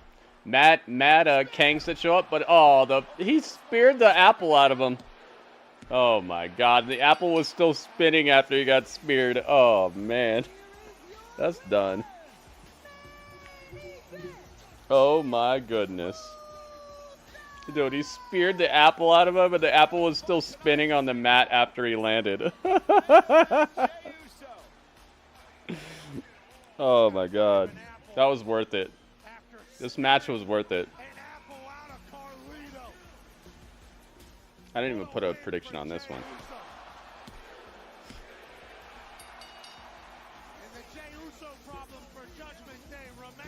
Yo, Jay's eating the apple now. Num num num num num.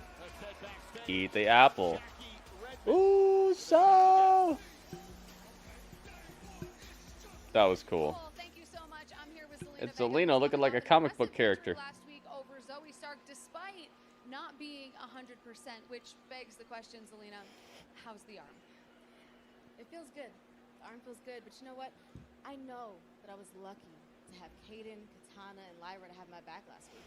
You said it's an unpopular opinion to say I enjoyed the Hulk movies? No. Because you finally got something that you're probably waiting for. Me, right? But you know what? Johnny Cage should have been a Miz. In the new movies? Maybe, yeah. And reminded me of who the hell I am. His Alina Vega Andrew Lincoln. I don't know who that is. And they know that. Yeah, the guy from Lost. That was the guy that I was saying should have been the Gambit for like the last, what, 10 years or something like that? But where are they now? Girls, why don't we show her where the thread is, huh? Go ahead. Oh. Beat her up. Zelina's. Uh-oh. Destroy Zelina. Kick her arm. Oh. Dang, they cracked the other arm this time? Take her out. Oh, it's the same arm. Hey, they said push Zelina. They just pushed Zelina, guys. You got what you wanted.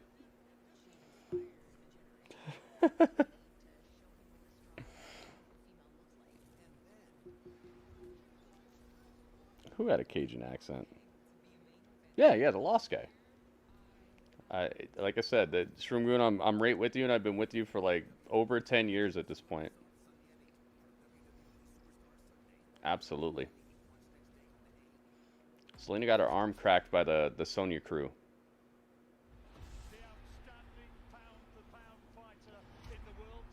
They pushed Selena, guys. You put the hashtag out there. You should have been a little bit more detailed in what you wanted her to get pushed into. She got pushed all the way into a door.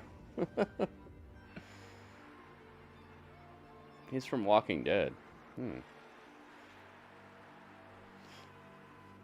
There's some really good choices for comic book characters that are out there, man. It just seems like they keep running back to the same people over and over again. Yeah, she's a good manager.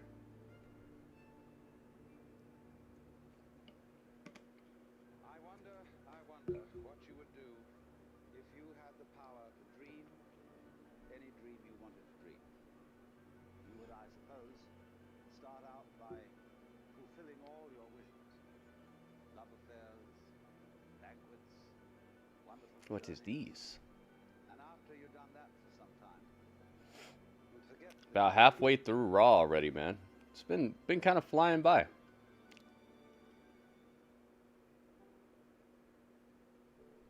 Dude from Walking Dead, Daryl would be a good Gambit. I don't think so. I think he looks a little too rugged for me. Like a little too broken down and rugged. I think Gambit needs to be kind of like a charismatic pretty boy type of Cajun guy. You know? Like he's the Mac Daddy, dude. He got like the second most sought after woman in all the X-Men, right? I don't think Daryl is looking like he could do that. I like him, but I feel like he could have some other role, not that. Gambit needs to be somebody like efficiently attractive.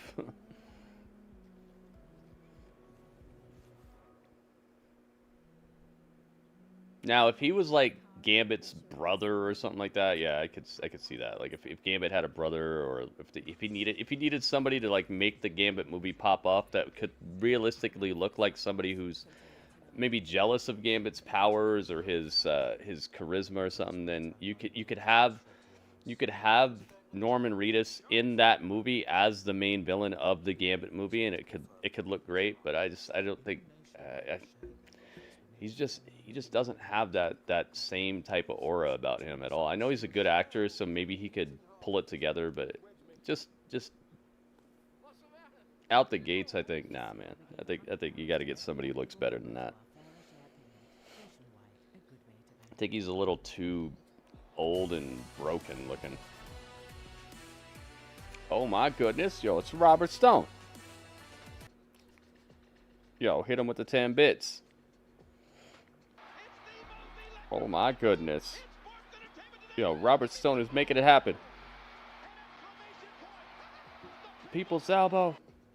I think there's probably 50 guys out there right now that actually have a southern accent who probably look like Gambit that you could cast right now, and it would be perfect. Robert Stone, thank you for the bits, man. You think he'd be perfect for Wolverine? Daryl?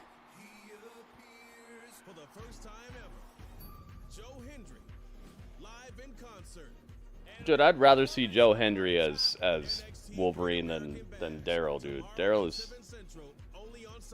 I think he. Maybe you guys should like look into more comic book characters, because I'm sure Daryl is like perfect for a lot of roles, but he's just the way his face is, the way his acting is. He's more of like a dingy type of character.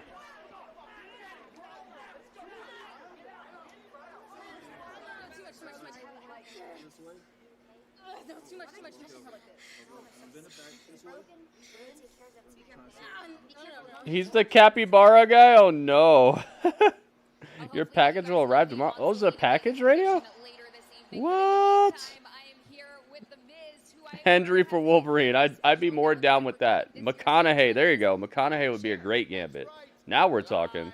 Matthew McConaughey. That's a Gambit. There you go. Now we're getting back on track. McConaughey as Gambit would be great. What's up, dog? WWE brought back in your house. Now that's what's up. No, in my house of Cleveland, Ohio. I thought you lived in L.A. I thought you lived in L.A. I told you that last 2 streams. Oh, dang. I see. Well, you know what's happened in the last 2 streams. There's been some there's been some poison. I got poisoned. Thank you, radio. Dude, I can't wait to see what this is. Not that kind of host. You're a bad host. I'm not a bad host. Not a bad host. I'm not a bad host at all. I got you. Say Timothy Oliphant? I can see that. So you're not bringing hors d'oeuvres? No. There are Hors d'oeuvres. no hors d'oeuvres. Who wants hors d'oeuvres? I want hors d'oeuvres. I think hors d'oeuvres. Yeah, I've been a little under the poison. Well, while Miz figures out what Channing hors Tatum d'oeuvres would be to bring perfect. when he hosts SummerSlam. I'm going to send it back to you guys. Pat Cole. I could see that. I can see Channing Tatum. WWE superstars took over Japan this past weekend. First time in 5 years. Top one was Osaka. Damage control returned, as did Shinsuke Nakamura and Japan's favorite AJ Styles. Also, we would head to Tokyo, where among the headlines is the return of New Day's Kofi Kingston. Kofi Kingston. Before he re-aggravated a shoulder injury. Sami Zayn Do a pay-per-view at Japan soon. You want a hot dog one? Yeah. Pig in a blanket? Sounds good, man. Oh, God. Here we go. Can this please be over? Can this be the last match? Can this be the last match in this feud, please? Please let this be the end, dude.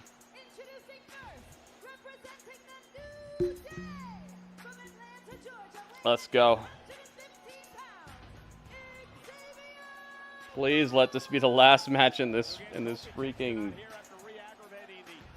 weird thing they call a feud. Xavier Woods, who wanted this one-on-one match with Karrion Kross tonight, upset that he dragged the Alpha Academy into this mess last week. Woods wants to be done with Kross once and for all here tonight. Kross has been targeting Woods for a while now. What if Kofi comes and jumps him right now? That'd be great. Kofi comes and jumps him.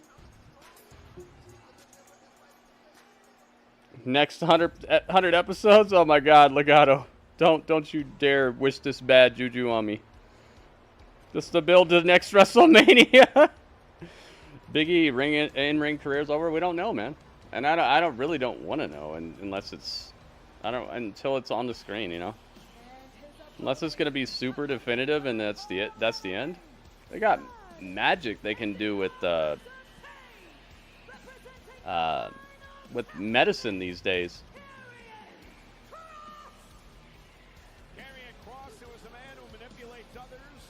Yeah, this feud is like, man, it should have been something crazy, but they just messed up. It's been mismanaged all across the board.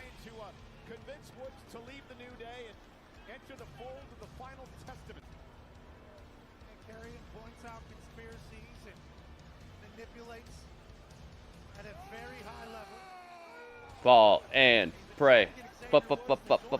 Fall and pray. I like the song.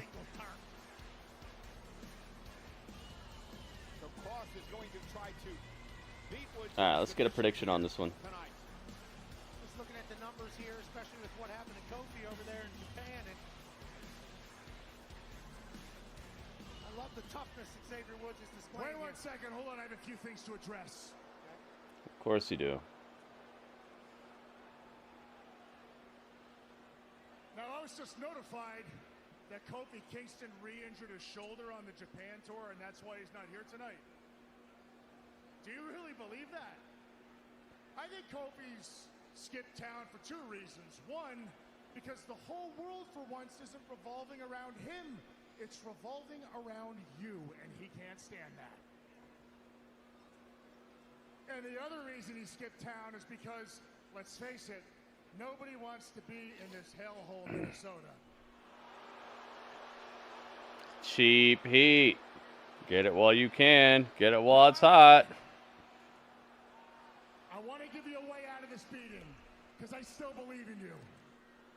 I just have a couple things I want you to do for me tonight.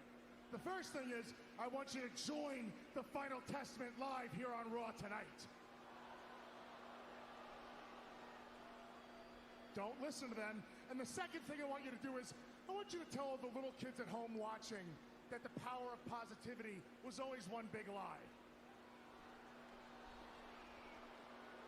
And here's the last thing, and this one, it's not that big of a deal, but it's really important to me.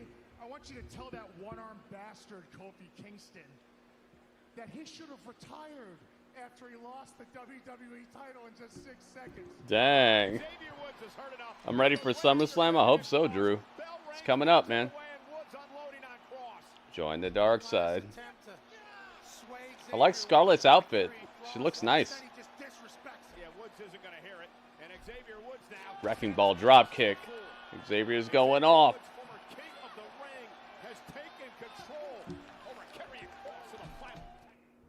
Dang, they cut him off that quick. They said, nah, man. Get it out of here. Time for some ads, please. I like that last line. Predictions are open? Closed? Done? Dang. Jimmy John's coming through. Jimmy John's has been active tonight. A little more active than normal. Hopefully tomorrow they're not this active because we got the first night of the Great American Bash. Fall and pray. Hope SummerSlam is good pay-per-view because the last, yeah, dude, they really, what has happened since WrestleMania? Honestly, it's like we've just treading water. What does ECW mean? They're two different meanings of it, but mostly when people say ECW, they're talking about Extreme Championship Wrestling, which was a promotion that very much relied upon hardcore type of matches. It was kind of like the way GCW is today, with like a lot of blood and just over the top vicious personalities and things like that. But they found a bit of success. WWE bought them out and tried to keep it alive in their own way, and then it just kind of folded up. But it's fondly remembered by people who love that sort of wrestling with tables and blood and stuff like that.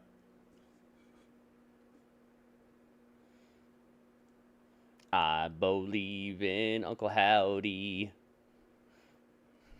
That's who I believe in. Join the dark side.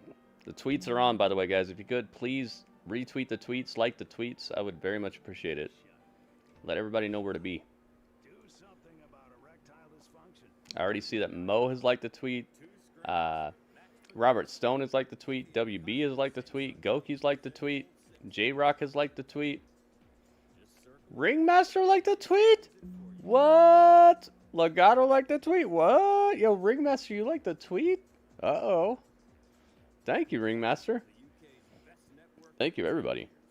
Who else? Oh, J.N. Portman? Have we seen Portman in the chat tonight? If I saw Portman and I didn't say hi, I'm sorry, man. Thank you very much. Look at this. What? Up. We got Curstero like the tweet. Alice like the tweet. I like it. I like it for the maze.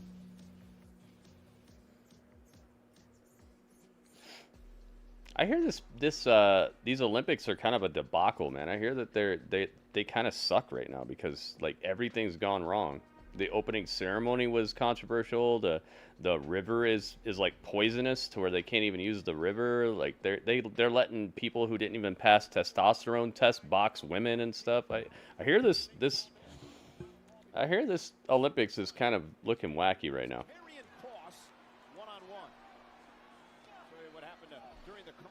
Seeming a little disheveled. Let's go. We're back to it. Again, Kofi Kingston not here tonight, re-aggravating his shoulder injury in Japan over the weekend. You hear me? It's dead!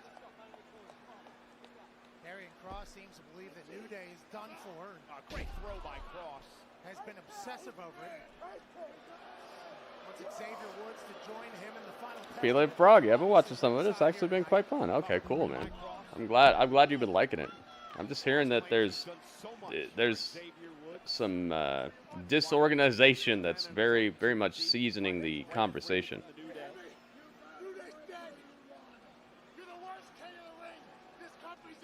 You're the worst king of the ring. Dang, yo, he's talking that trash. We got Triple T happening here. Kross has said all along that I'm going to beat you up each and every week, and eventually you're going to get tired and make the right choice to join the final testament. But Xavier Woods, rebellious at every turn. He's certainly done a weird way of recruiting Xavier Woods through it all. And Yeah, very weird way of recruiting Xavier Woods. King of the ring takes down Kross, and here comes Woods.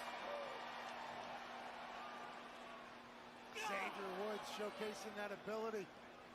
Here we go. Hall of Famer someday with his work from the New Day.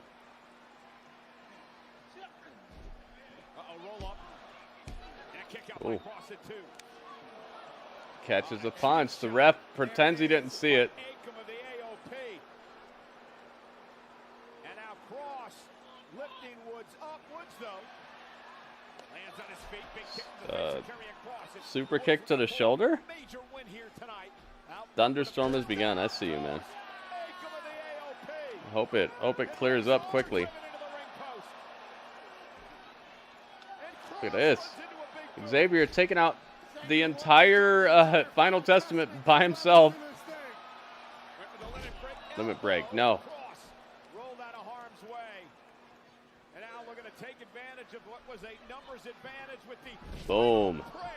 Final prayer. I'll take you there. Done. There you go. Karrion wins like he should have been doing. This problem at every Olympics. That doesn't mean that you should just gloss over it. You know? Just because there are problems at every Olympics doesn't make it okay, right? Does it? That sounds like a battered spouse syndrome or something. He always does this. It's fine. That's just how he is. Like, dude, if it's not good, it's not good. And if there are problems, there are problems. It's okay to like gloss over small stuff, but this doesn't sound like small stuff, you know? There he is, Jesse Ventura. Former governor here in the state of Minnesota, a WWE Hall of Famer, considered one of the greatest color commentators of all time. Jesse Ventura. This guy's great on the mic. And nothing happened, did it? Did anything happen after the match? It blacked me out. Navy underwater demolition team expert. Welcome home. Oops. I didn't even start the prediction. My bad. Oh well. Cole, thank you so much. I was waiting for it to like really start, and it just kind of didn't. Nothing happened after the. Wow, really? Still nothing? Well, I think it's funny that he thinks I'm going to lose this match. This is so ridiculous, man. This feud is just ugh. But if I remember, I did a comedy show the night before Money in the Bank in Toronto, and I still beat him. Okay? He even said it himself. The reason that I beat him is because he took it as a foregone conclusion that he was just going to destroy me. He was going to. Yeah, I like seeing Jesse Ventura, man. That guy's awesome. Just like that, he underestimated me. And clearly, he's not doing that. Yeah, and there's even more, Strange. I didn't even name everything that's going wrong right there. Sounds like a debacle. When I finally get a nice moment, I finally get to share the ring again with my Oos, my dog, Jey Uso. Reunited, finally in the ring. And yet again, a cheap shot from behind. So every week, spear after spear after spear. It's fine, I get it. He's a young guy, he's hungry, and he wants the Intercontinental Championship. It's fine. But this time around, my attitude's different too. This time it's not about trying to teach the young guy to respect me. It's not about trying to teach anybody any lessons. This time it's just about beating his ass at SummerSlam. We got the A word. SummerSlam is this Saturday, Drew. Judgment Day and Dominic Mysterio. I'm going to go handle that business right now.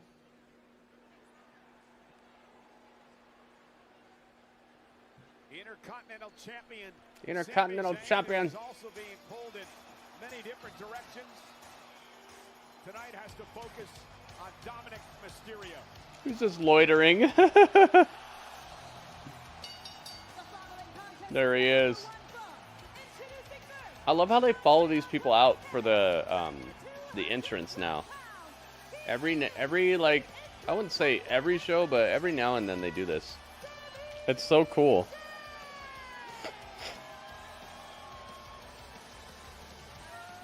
You heard Sami mention the comedy show.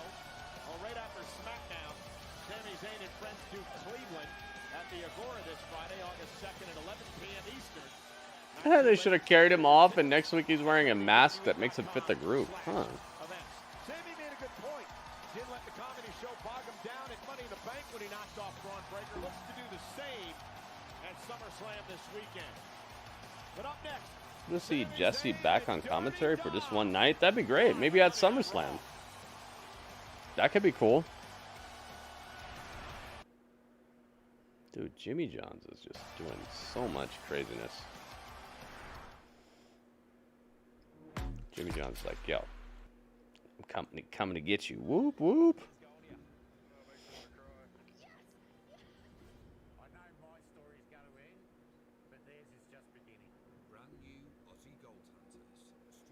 Coming up on the, closing in on the final hour of Monday Night Raw here.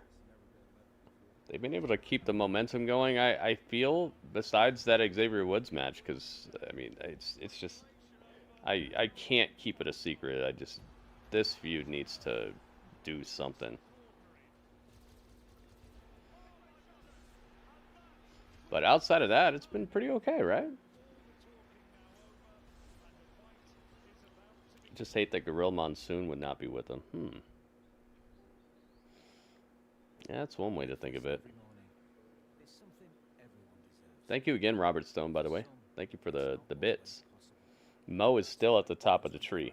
I see Mo on the treetop. Is anyone going to usurp? Is anyone going to run up on the tree and take Mo out? Or is Mo going to be the boss the whole time? We shall see, guys. Make sure you support the stream. The tips are stagnant. We're just sitting still. I have a daily tip goal of $40. Plus, on top of that, I'm doing a Cinema Monday event tonight, which is going to save you guys mad money from having to go to a theater and check out the newest, hottest stuff. So maybe if you got $1 or $2 that you're not using, a tip would be very appreciated, guys. It helps me to keep the stream going. It helps me to pay the bills. It helps me to, purchase new games when new hype games come out. So please consider chipping in if you guys can. We have a daily tip goal. Also, the bits help. Subscribing to the Twitch channel and becoming a member on the YouTube channel. We haven't seen a member pop up in about a week. So it'd be good to get a new member or two today. All you have to do is click join, and you can join at whatever level you want, man. You get to choose how much you pay for that, and they're a lot cheaper than an average subscription to like any other platform. So pick one that works for you and get your badge, get your emotes. Your name changes colors. It's all good, man. Hook it up. Oh my goodness. It's the Robert Elbow. Oh my goodness. Yo, the Robert Elbow. Thank you for the bits, Robert. Robert's chipping away at Mo's Life Bar. Cool, cool, cool. I think Liv will have someone as a backup. I think Liv Morgan will beat Rhea Ripley. I hope so. I hope so, because it's mad boring if Rhea just wins the title back and that's the end of this.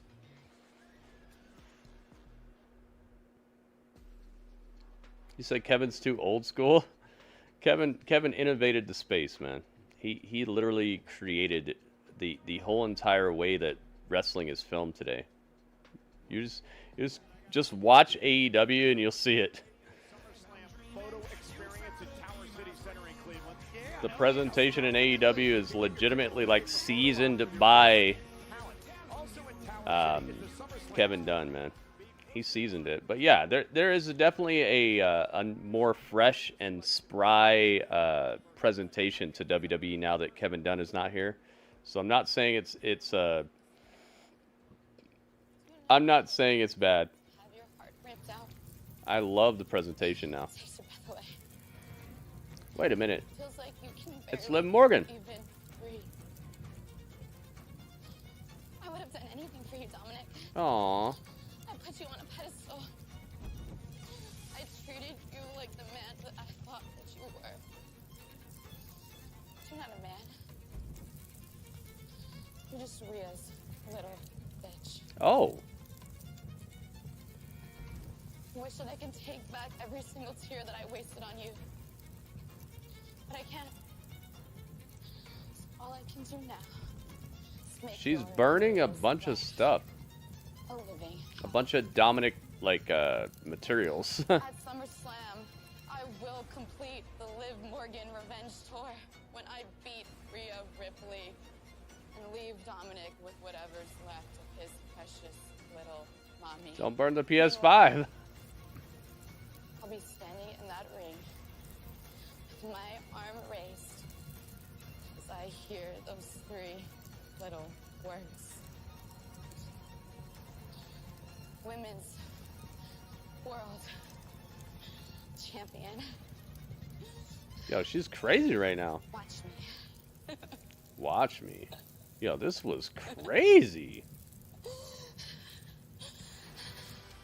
Fatal attraction much? What the heck? Dude, that was creepy. Yeah, I want Liv to win. Holy moly, man. That was good. I like that. I like that. Championship. Can the underdog from the underground keep the title Saturday at SummerSlam? Mysterio!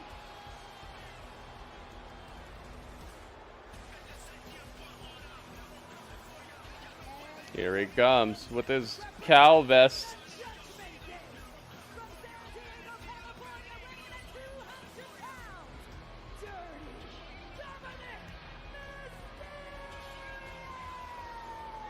You know, I may be missing something. I don't get it. I mean, Liv Morgan fell in love with the dude. Rhea Ripley's in love with the guy. How is Dominic in a love triangle with those two? I don't get it. None of us understand because he is the Michael Phelps of insufferability. Michael Phelps of insufferability. A couple precarious situations, but this dirtbag has everything coming to him, and we know that. So, this is what I'm talking about. Rhea Ripley sent out a tweet that was almost a love letter to Dominic Mysterio. This is what it actually said, Pat. It said, "My rebel love from enemies to you captivating my heart. You put a smile on my face." Riveting read there by you, Michael Cole, and certainly a confusing situationship for Dominic and Liv as she's burning his merch and he's out. All right, predictions are open on Twitch, guys. Get your prediction in now if you'd like for them to count. I mean, Dominic last week broke Liv's heart. Liv was expecting Dominic to tell the world that he loved her. And he basically. Here we go. Predictions are open. Who do you guys have? Do you have Sami winning or do you have Dom winning? You said you're scared of the Thunder. Well, just stay in the center of your house and you'll probably be just fine. Don't be close to any windows or wall outlets and you'll probably be all right. I don't know if that's going to be the case for Braun Breaker, who seemingly learns from his mistakes. At least hope so. Dirty Dom. But Sami is. Sent over the top. Oh my goodness. So good, so clever, so gritty. There's a reason he's our champion. Dominic Mysterio got tossed over the top rope to the outside. Beautiful landing, by the way. Ouch. That looked like it hurt. Dominic got squashed by a springboard moonsault. Oh my goodness. And to commercial we go again. Jeez, man. Ryan, welcome. It's time. Okay, I'll be right back, guys.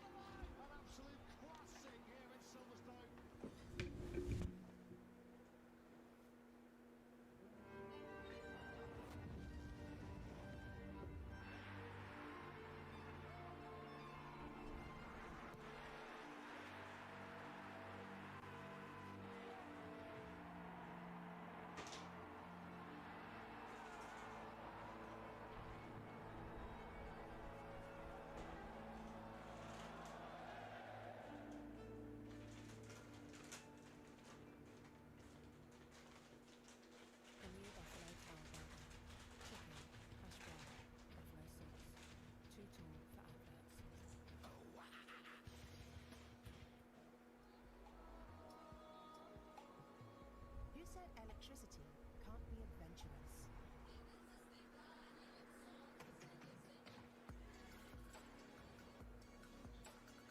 Who said adventure needs time to recharge? The award-winning Nissan X-Trail with e-power and e-force all-wheel drive. A unique electrified experience, unplugged.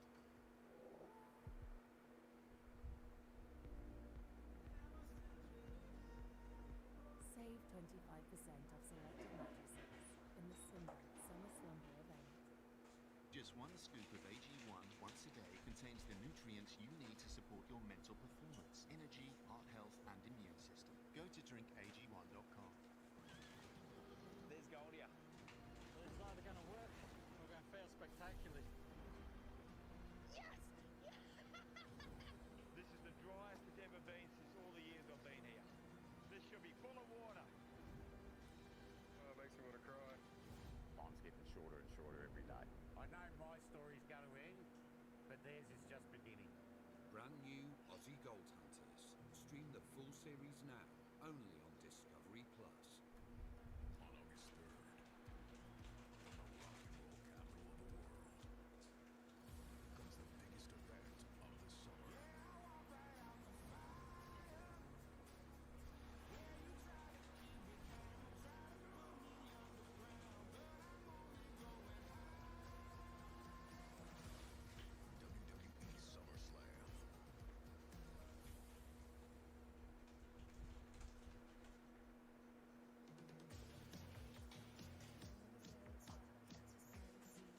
This is one of the biggest Grand Prix, and the British Grand Prix is away. Oh! Gets it over the line! An absolute classic here in Silverstone.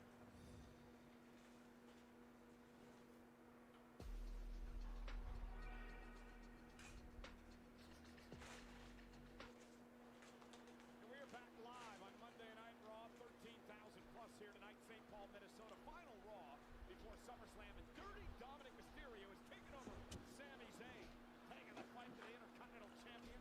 Sami can ill afford an injury 5 nights away from his title. Mysterio! You really think Dominic Mysterio is gonna be the one to beat Sami Zayn after he beat Gunther, and then he literally beat the guy who should have beat him? Sami said, let's get this thing back in the ring, and the cheeky Guess bastard did it. Katana's not fighting tonight. Why do you think that? What? Why would you say Katana's not fighting tonight? Like I said, man, just try to stick to what's on the screen, man. You're all over the place with this Katana stuff, man. All day long you've been Katana. Like, come on, man. Let's chill out. I like that that finisher that they did, the Wyatt 6. That was really good.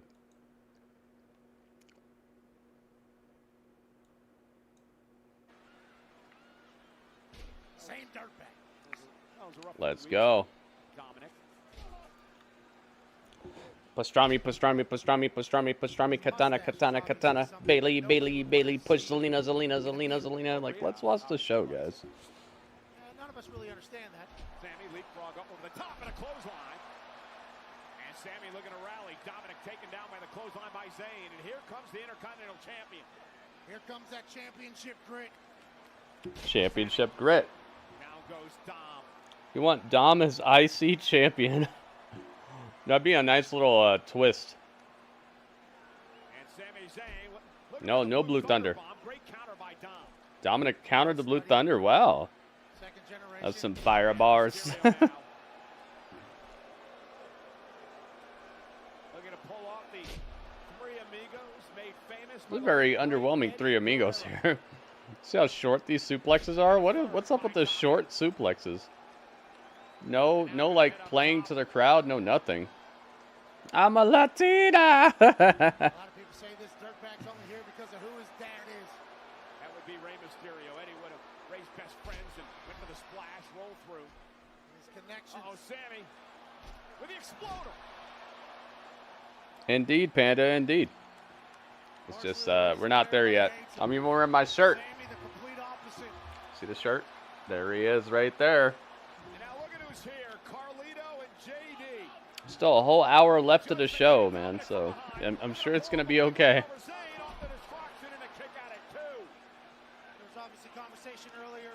But welcome, Panda. Yeah, well, Carlito's the one that got Dominic in the match in the first place with the general manager and set it up. Backdrop by Zayn. Carlito up on the apron. Sami going to make him pay. They've done on the other side, went after the tag champs. Dominic from behind. Now another move he ripped off from his dad. Who, Ryan? The guy from the bump. Sami's been watching his dad do that his entire Blue life. Thunder. Thunder bomb. Carlito and JD McDonough. This match is going to get thrown out. Sami Zayn wins. 3-on-1 assault perhaps coming on Zayn. Sami wins by disqualification. You see what I'm talking about? It's like Triple H is stuck in like infinite loop right now. What is this, dude? McDonough and Carlito just stomping the hell out of the Intercontinental Champion. Sami's got some backup. Jey Uso's here. Here comes Jey Uso. Obviously. Main event, Jey Uso. With a spear to McDonough.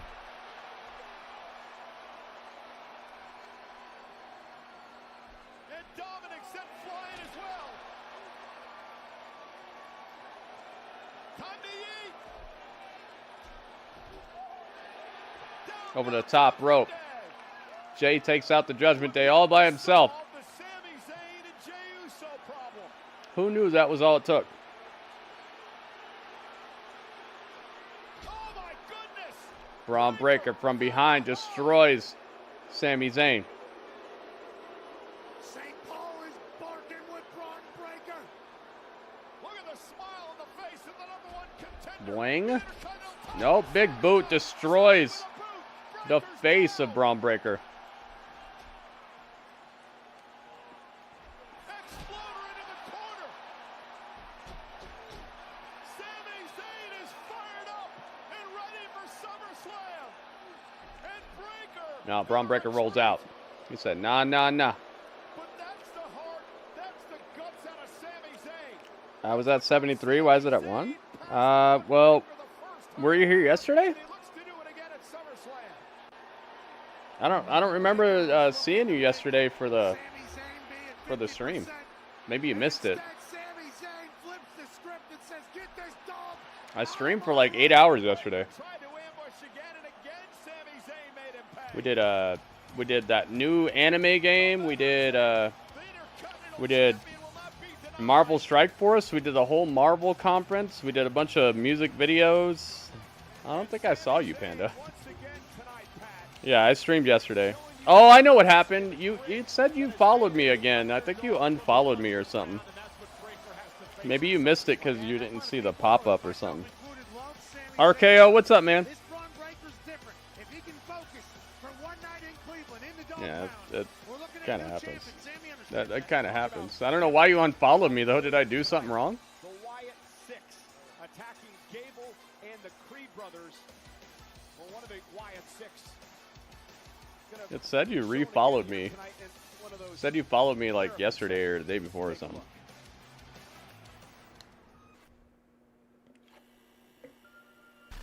Oh, we got a new Wyatt tape. Maybe it's a glitch or something. Who knows? But I thought that might have something to do with it.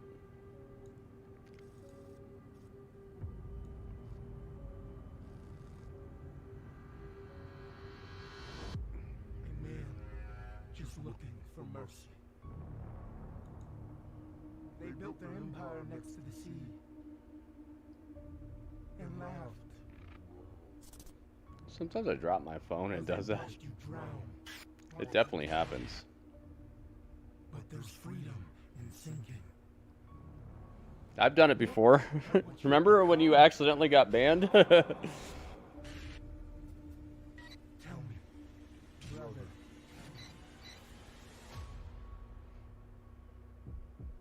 Tell me. What should they do when the buzzards start circling?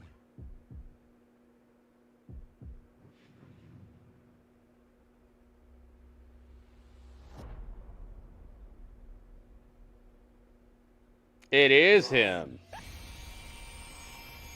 That's definitely Dexter Lumis. I don't like that. I didn't like this one as much. I thought that was the weakest one. Because he just seems like a creepy guy. Like it didn't seem like there's much to it. I figured out the identities of the remaining members of the Wyatt Six. I thought that could have been a lot better. Dexter Lumis and Eric Rowan. Yeah, I know that. They're under WWE. He talked, but he They're under contract. Right. maybe that's the reason he doesn't talk a whole lot. That's how it works. What is your point? My point is, next week on Raw, me and the Creed brothers versus those three freaks, 6-man tag. Up, here we go. 6-man tag. What did I say?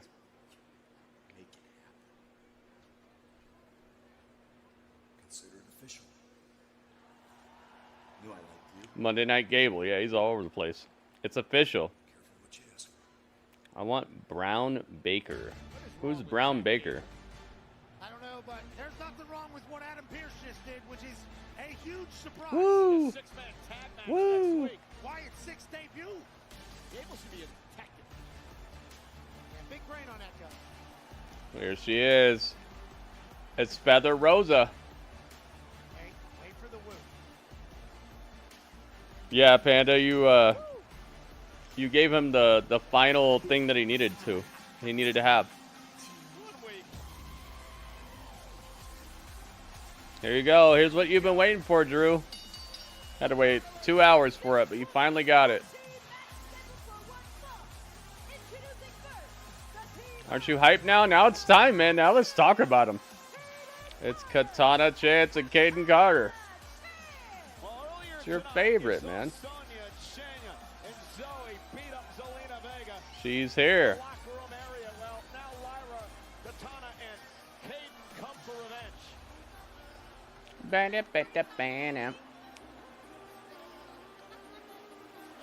It's time. Six-woman tag team match against the dangerous Deville group at Edmonds Live next on Monday Night Raw. Let's go, Drew. Where's the hype at, man? Where's the hype in the chat? I thought you'd be like jumping off the walls right now. Where's all the hype at? Come on. The party girls in the place to be. We welcome you to the Lollipop Guild. What's that? That sounds familiar. Gable and the Creeds next week are in big trouble. Yeah, that's an auto loss.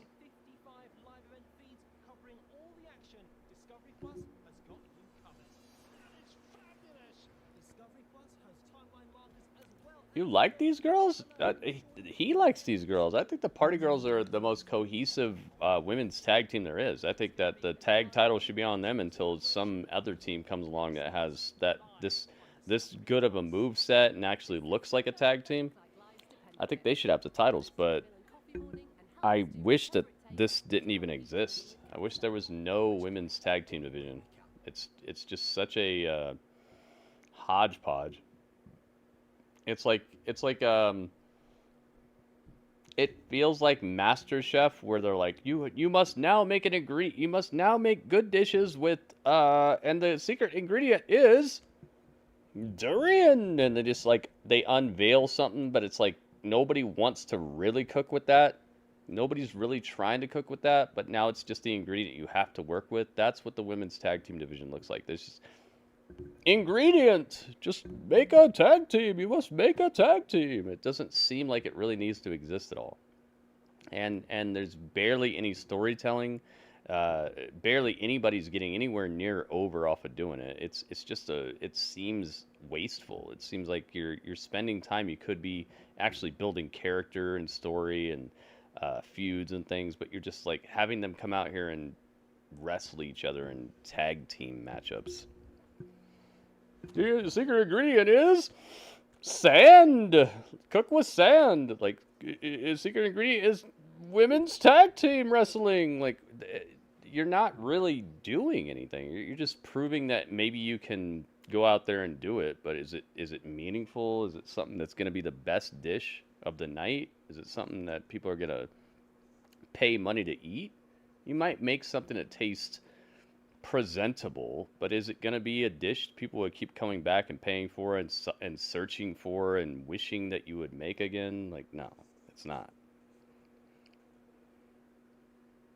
So I just wish that they would stop with the women's tag team division. Just make a women's mid-card title. Make a women's intercontinental title, women's United States title, something like that. And then you can build up brand new stars. You can build up returning stars. You can make a whole situation where you're creating the next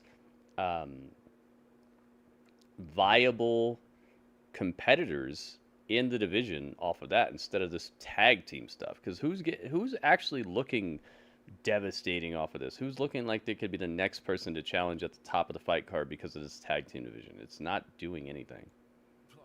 It's just a distraction, and honestly, I wouldn't say a waste of time, because honestly, if you get TV time, that's cool. And I know that that's what people are gonna say. Well, at least they get TV time, Gritty dude. You could either get TV time or it could be quality TV time. I'd rather have quality TV time, and I just feel like a women's singles mid-card title would create more quality TV time for the women. I would like quality instead of quantity. Oh, there's 8 women in this match. Okay, there's 8 women in this match. What are they gonna do that's gonna matter, though? You know? Cool. It's just like I say the same thing when AEW does it, when they do like the Royal, the Rumble Royale or whatever, where it's like 20 guys and everybody gets one little spot. It's like, did that really do anything for you? Or would you rather spend that time on like 3 guys and give them a promo, give them an intro, give them some sort of story, give them some sort of sit-down interview where they tell you who they are and stuff? Like, come on, man. Just stuff 20 people in a match. Yeah, it's TV time, all right. Worst DLC ever, says Mo. No. Mo, no. Mo, no. Once again, I must say, AEW has the worst DLCs ever. Charge you $20 for 3 people who should be in the game, and then you get the DLC and it's like their old look. It's not even like black and white Tony Storm. It's nah, come on. That's the worst. You said worst DLC ever. You didn't say 2K. That could be you on Wednesday on WWE 2K. Thanks to not only myself and NXT legend, but the boys. It's right there. You see it? It says worst DLC ever. It doesn't say 2K. It just says worst DLC ever. I must tell you. No. Worst DLC ever would be 3 people who have been in AEW for a year and you still don't even get it right. Oh, okay. If you're saying worst 2K, yeah. I agree. Agreed. I agreed. A fantasy. The reality is absolutely. That this Saturday, but it might be fun. Your little revenge tour. Correction noted. I'll take the correction. There's no more hiding. There's no more manipulating. Yeah, and 2K doesn't overcharge for the DLC either. So even when they mess up, it's kind of like, eh. Last time I attacked your shoulder, It sucks, but it doesn't suck as much as it could. It's not 30 bucks. 20 bucks. It's not the DLC costing more than the game. Now you've not only taken 3 months of my career by injuring my shoulder, touche by the way, but you've taken my championship. This feud has been awesome. I like this Liv Morgan Rhea feud. They upgraded Liv so much. You so badly want me to be the demon in your little fantasy dream. Dream. She said the thing. SummerSlam. It's time that I get my revenge. No, she doesn't believe that. Yeah, good luck, Liv. She doesn't believe that. I could tell she doesn't believe that. Harder lemonade. Hard days deserve a hard lemonade. But when you've had a really hard day, She does not believe that. superstars in the ring, you need a lemonade that hits harder. You need Mike harder. Nah. Lyra, Katana, Kayden, set for 6-woman tag team action here on Raw. Here we go.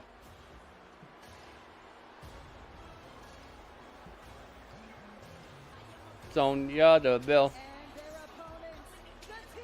She's gonna kill. Look at this squad. Oh my goodness. Trouble's been brewing between these 6 women over the past few weeks. Last week, Sonya Can barely fit them. Lyra, Valkyria before Zoey Yeah, they need a name. What would you call them? would pay dividends.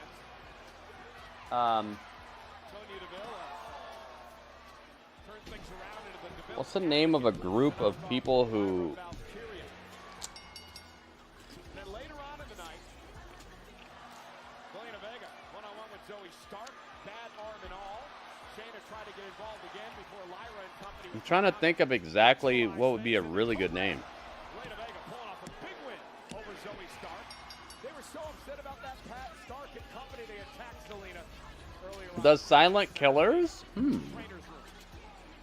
And Lyra and Carter and Chance are obviously just sick of these. Sand is nutritious, sir. This is what Sonya Deville does. Comes in and A good name for Sonya's new crew. Sonya Deville, Shayna Baszler, and Zoey Stark. Zelina. I mean, this is classic Sonya Deville.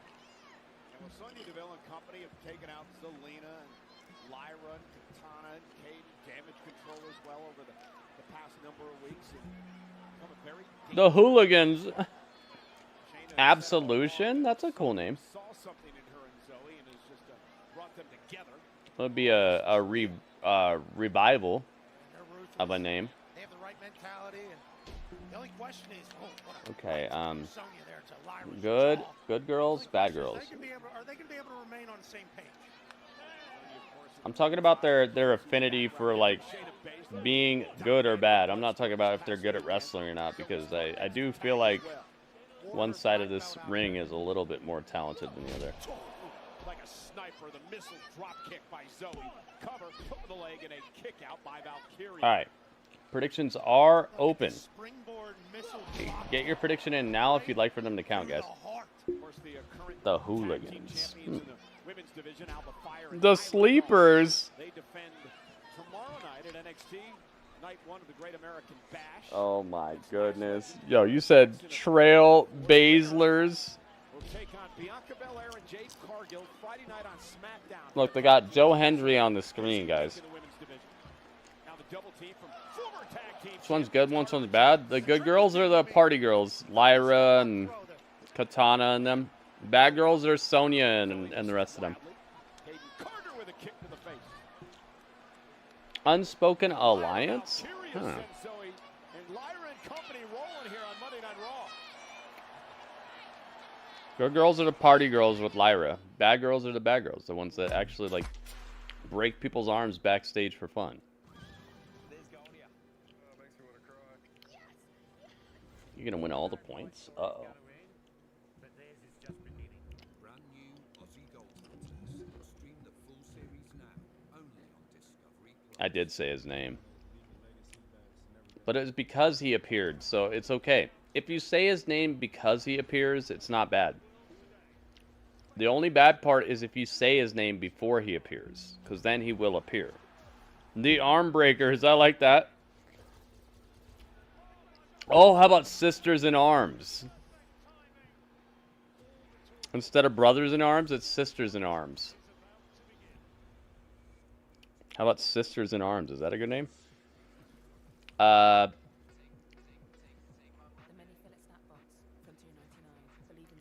Gosh, they're all very MMA. Maybe it could be like a abbreviation that says MMA, but it's like massacre something and then A. I don't know, like a abbreviation that's like MMA. I'm not conjuring him like, oh, I'm not gonna say that name. Just bet everything. All right, predictions are locked in. We want Katana to win. I believe in Uncle Howdy. I believe in Uncle Howdy. That's what I believe in. I was about to say, someone go all in, but it was last second. It's over. Hey, thank you to everybody who's already downloaded the Zenless Zone Zero game. So far, 3 people have downloaded it with my link. And from what I've heard, people are actually really liking this game. I played it yesterday for 4 hours. I was only going to play it for like 2 hours, but I played it for 4 hours and I still wasn't done. It was like, I still wanted to play more of it. The game is awesome. It's free to play. It's super duper stylish and fun. The characters are awesome. It has voice acting. It's just gorgeous. It's a gorgeous game. The soundtrack is awesome. Like, I just cannot say enough good stuff about that game, and I hope that you guys will use my link to download the game. Play it on your mobile phone. Hook it up, guys. I'm hard pressed to think that you will not like that game unless you just don't like video games or something. There's something for everyone. They have great outfits. The voice acting is cool. The motion capture. I don't even know if it's motion capture. The animation, just, it's so good. It's so smooth. And like I said, it's free. I can understand if I was asking you to pay $30, you might not want to do it, or $50 or something. But dude, it's free. Free 99. Costs you $0. 0 cents. You don't like video games? This is lies, Panda. You're always telling me about Pokemans and stuff like that. Pokemans are all over video games. Monday Massacre Alliance. I love it. There you go. The Monday Massacre Alliance. There you go. MMA. See? I set it up. You knocked it down. There you go. That could be their name. The Monday Massacre Alliance. The MMA. I love it. Good stuff. Back to it. Just get bored of playing them, though. I agree with that, Panda, but that's why you need a... You got to switch it up. Like what I do. You notice that I don't just play the same game all day. I do Marvel Alliance, Marvel Strike Force. I do Zenless Zone Zero. I just beat Alan Wake 2, Street Fighter 6. Like, just a little bit of each, you know. I'm so happy right now, Drew. I'm glad you're happy. Make sure you guys like the tweet, retweet the tweet, guys. Let's let everybody know where to be. We got a half an hour left of Raw, and I'd love for everybody and their grandma to get in here and come hang out.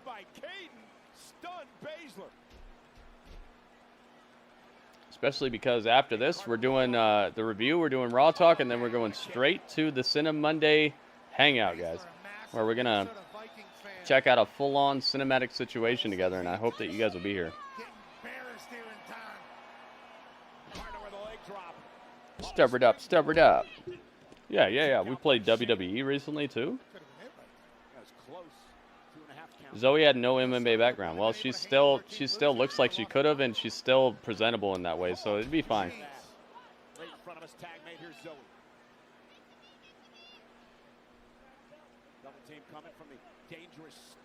She looks like she could absolutely hang.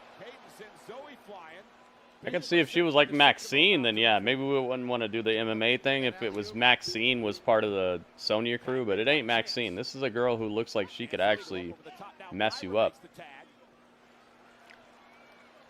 Carter and Chance. Oh, face first, Lyra.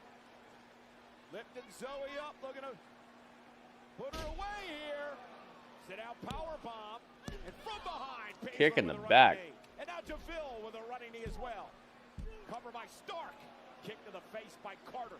Sonya and Shayna were taking a victory lap, and Carter and Chance saved the entire match. Trending #1 in the United States. Imagine Ronda coming back. I hope not. I don't like Ronda at all. I think she needs to stay away. I don't think she's good in this ring either. Katana Chance going to go up top. Keeping everything in check. It looked like she was looking for the after party before Sonya Deville dragged Carter out of the ring. And now Zoey Stark rolled through by Chance for the win. Kick out by Stark. Knee drops Chance. And Zoey Stark now with a Z360. That's done. That's it. Bad girls win. What you see is what you get. White is what the sky's blue. The grass is green, the wind blows. I'm sick of all these innuendos. Bad girls win.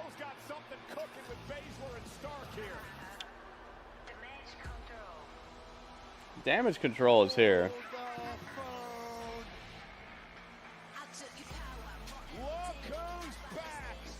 Uh-oh.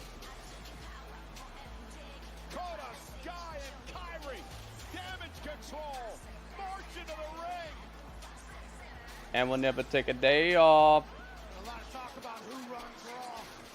And here we go, and the brawl's on. And Damage okay. Control going right after Zoey and Shayna and Sonya Deville. Line them up, knock them down, says Damage Control. Io Sky, top rope, the former women's champ. Oh, almost crash and burn. Over the moonsault, Io Sky. That was almost crash and burn there. Out Deville and Baszler and Stark. Damage Control is back. Okay. The return of Damage Control, and they look like they are back with some viciousness about them. But they also look like maybe they're not supposed to be bad girls anymore. Maybe they're just here to even things out. Also, I noticed that Dakota Kai did not have a knee brace on, which is a really good thing, man. Because I feel like she's been one wrong step from an injury for a long time recently, and I'd love to have her just healthy. Because Here we go, it's Gunther. For what he really is, an emotional wannabe that abuses this great business as a cure for his childhood trauma. It's Gunther. As far as tonight goes, Finn Balor. I used to look up to you. You used to be one of the greatest professional wrestlers. He used to look up in to the Finn world. Balor. And you still are a World Tag Team Champion. Now let's be honest to each other. You and I both know you were destined for much greater things. But ever since you decided to surround yourself with those Judgment Day weirdos. Judgment Day weirdos. Just like what they are. Street, Oh my goodness, it's W. It's WB. how much of that old Finn Balor is Yo, WB, thank you, man. And Damian Priest, I want you to know this. I will never forgive you for abusing this great sport to cover up. You hope Katana wins. Katana lost, she got pinned. The match is over. I just told you what happened. You and the rest of the world will forever remember the day when the Ring General saved this great sport and the World Heavyweight Championship. Thank you, WB. Thank you for the bits, man. I used to look up to Finn. Finn's smaller than him. I know, it sounds weird, right? These superstars all have the same. Is her back okay? I have no idea, man. You'll have to check out her social media and stuff for updates on that. I don't think they're gonna tell us anything about that. And the stories you love. Watch me. History in front of your very eyes. Friday Night SmackDown starts September 13th on USA. Aha, dude, they just did a advertisement for what we were talking about earlier. For when they're starting on USA. Okay, okay.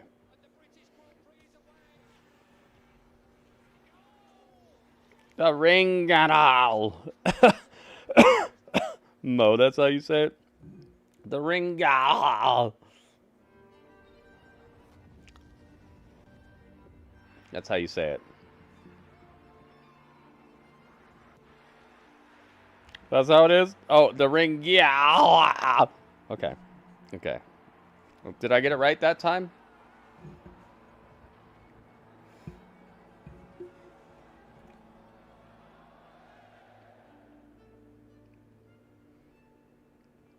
Maybe I got it right that time. I hope I did.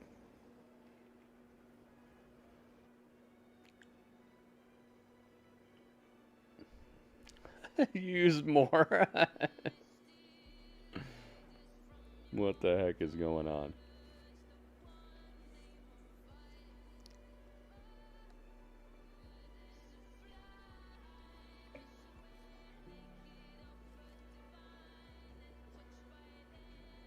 It sounds like Arnold. It does. You missed damage control? Yeah. They returned and they looked great. I'm telling you, man. Kyrie saying, she keeps texting me. I don't know if you guys know about this. She keeps texting me, and I try not to text her back because I'm just, you know, I'm trying to do my own thing. I don't want to get caught up. I'm not trying to, but I don't know. She got my number, and she's always trying to find out what I'm up to and stuff. The ring got Giving Logan Paul free advertisement with the Prime drink. Hey man, I'm down with it.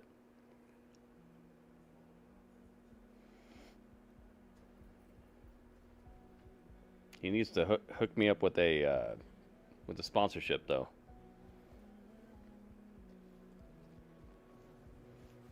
I'll go back to Baby Gatorade if he doesn't give me the sponsorship. I'm gonna get a sponsorship from Baby Gatorade.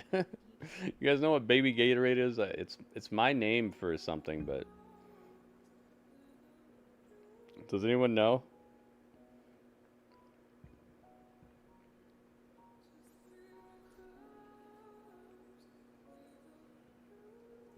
Give you guys about 5 seconds to come up with the answer.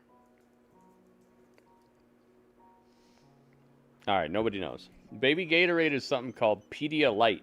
I don't know if you guys have ever seen Pedialyte in the store, but it's like baby Gatorade. It's like Gatorade for babies. If they're like, if a baby's having trouble like keeping stuff down and not being very hydrated, it's not very like it's something that they can drink that won't upset their stomach, so maybe they can keep a few nutrients in their body and stuff. Pedialyte, that's what you need. Dang it. Dang it, Legato, you almost had it, man. You knew what I was talking about. After SummerSlam, as the action hits SYFY. You market that for people that work out now. Yeah. It's good stuff. Someone should make you eat baby food. I'll eat baby food. They have some delicious baby food. You guys forget I have kids. So sometimes to get the kid to eat something, you have to like eat it yourself. And there's some good tasted baby food, man. I've had some good baby food. It's yummy. There's some yummy. Some of it's gross. Yes, Panda. Some of it's gross. But some of it's really good. Next Gerber, yeah. That's my next sponsor. Panda, what the heck? Panda came up with something crazy and Legato's knocking it home. I'd do it. Absolutely, dude. There's some good baby food. Matter of fact, how about this? Sonya, you and me in the ring next week. Oh, she's got like red eyes. How long your little social club lasts after I cut the head off the snake. I never noticed that Dakota Kai has like red eyes. You saw that? Certainly knows what they want. They got close to her and her eyes were like red. Dakota Kai put that Sonya Deville in her place. Absolutely. Damage control is coming back and letting Sonya, Shayna, and Zoey know they're not the only ones that are doing stuff around here. Monday Night Raw next week in Baltimore. Old Shield videos. I wish they never broke up. When Moxley was still in WWE, he would be so upset. You can tell that he's doing what he wants to do now. It's an absolute banger. Jelly Roll is better live. He would just be a shell of himself and he'd be all sad. He is a phenomenal performer. And we know Miz is going to be hosting SummerSlam, and of course the big matchup, Punk and McIntyre, one-on-one. Seth Rollins, the special guest referee. Yeah, and he said it's his rules or you get the hell out. Rhea Ripley, Liv Morgan. Rhea vows to end Morgan's revenge tour and take the championship. And Rhea almost like she's on more of a revenge tour than Liv at this point. All hell's going to break loose in Cleveland. Logan Paul returns home to Cleveland. Is it finally LA Knights night? Yeah, love that, but not 100% sure anybody. I like these logos they came up with. And beat him in his hometown. Logan Paul. The queen of the ring, Nia Jax, with an opportunity at the WWE Women's Championship in Bayley. These two have gotten incredibly personal. Can't wait to see this. Sponsored by Valorant. I gotta play that game. I have it downloaded. Again earlier tonight, it is not going to be easy for Braun Breaker if he wants to take the title from Sami Zayn. It's the party of the summer, and if Braun Breaker wants to continue to ascend, he's going to have to focus and try to knock off our gritty champion, Sami Zayn. The new head of the table, the self-proclaimed leader of the bloodline, Solo Sikoa. You say gritty champion? WWE Undisputed Championship, Cody Rhodes. WWE Universe is going to be singing as Cody enters. Will they be singing on the way out, or is Solo going to finally make a real name for himself? And this match has suddenly turned into a battle of class. Damian Priest, Gunther for the World Heavyweight title. And Gunther, self-admitted cake eater, taking on Damian Priest in Cleveland for the World Well, I love this Championship. this drone footage. It's so nice. SummerSlam's there. Let's go. What's the Wyatt cinematics weren't involved in Alpha Academy and Gable's storyline? Let's see Gable versus... What is it? Not Gable versus Supernatural Wrestler. Wait. I see you. Rhea's right. We all got in this mess together. Yeah, he could be good if they let him be the lunatic in WWE Cursero, but... Together, all right? Yep. I agree. Finn? Look, we need to focus on something. I don't know, man. Okay? I don't know how well it would turn out with the fans. I'm just going to say it again. I'm going to put it out there. If you need any help with Gunther tonight, we got you. Just say the word, man. How many times we got to go over this? Rhea at SummerSlam, you're going it alone. Damian at SummerSlam, you're going it alone. So tonight, I'm going alone. And I got to go it alone. Or you don't think I'm good enough? No. That's not what we mean by this. Yeah, it's not like that, dude. Look, our problem is Gunther. I don't trust that he's not going to try to do something stupid. But as your brother, I know you can handle Gunther. Go out there and show him who you are. Get him, man. And as your brother, I'm going to soften up Gunther. Soften him up. At SummerSlam. Let's go get ready. Get him, boys. Yeah, who's wiping out the AEW roster? Soften Gunther, huh? Easier said than done. Who's doing that? Hologram dude. But he hasn't fought anybody from the AEW roster.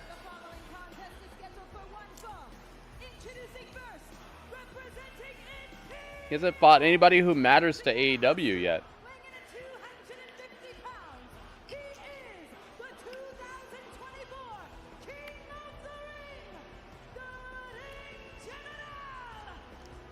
He's fan favorite.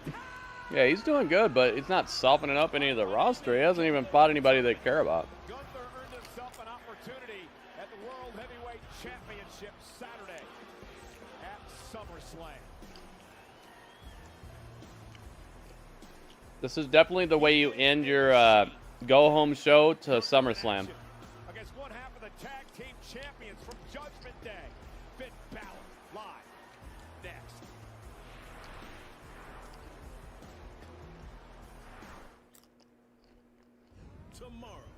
Tomorrow, guys, NXT Great American Bash.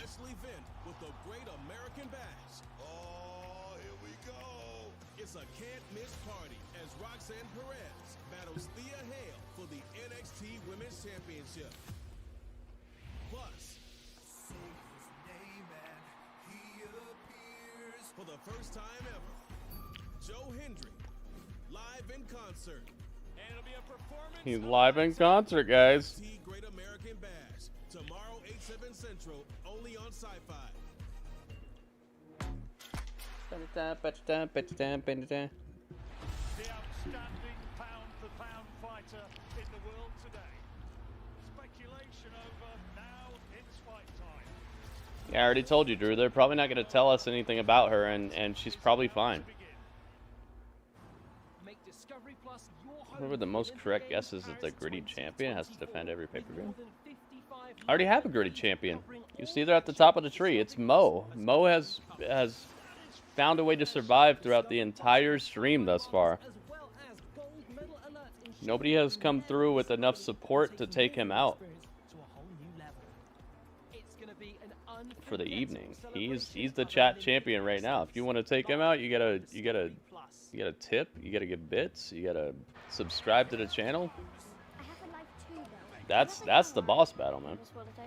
I didn't eat any calamari, so I'm not paying for any calamari. What are you, 7? That's the boss battle I got. When that starts heating up a little bit more, then I might start doing other ways of people competing, but we gotta have more than one chat champion per stream for me to start trying to mix it up. You know what I mean? Because that takes extra work for me. Like I got to start keeping track of your predictions. I got to start making spreadsheets and stuff. I got to start doing a whole bunch more work. And as great as that would be, we got to have some sort of competition to begin with. And right now, it's looking like the guy who became the chat champion at the very beginning is going to be the chat champion 3 hours later. I am the same boy, and I like to do things fast, and now fast. I believe in Uncle Howdy. That's who I believe in. Just got better. Fast, just. NXT is a sleeper? No, come on. Blast away invisible dirt and sweat, even in 15 minutes. Our first ever detergent. He defeated Elias and then stole his gimmick? Oh no. New person wonder wash. Fast, just. Who would you trade from WWE for Will Ospreay and MJF? Nobody. I don't want them. I don't want them in WWE. They need work. They're not ready for WWE. And they obviously don't want to be there. Because both of them have had a chance to really come through. And I don't want a underwhelming, undermotivated MJF or undermotivated Will Ospreay in the WWE. And WWE doesn't need them either. The sad part about Will Ospreay and MJF is they need the spotlight to shine. They can't shine on their own. They need the spotlight. I guarantee you put Will Ospreay in a bunch of just undercard matches all day, he's just gonna fade into obscurity. He's just gonna be another guy who just wrestles good matches. If you don't give the same type of spotlight to MJF, he's just gonna fade into obscurity and just be another guy on the roster. I don't want underwhelming, motivated wrestlers who you have to give 30 minutes a night to for them to get over. I want people who actually are wanting to be here and can get the job done in 5 minutes. Like what we saw tonight with CM Punk, Drew McIntyre, Seth Rollins. They don't need 30 minutes out of your show to wrestle and run around the place all day. I don't want them in WWE. I think they need to stay where they're at and figure out what it really is about. Because I feel like they think they know what it's about. But they're going to learn a hard lesson, man.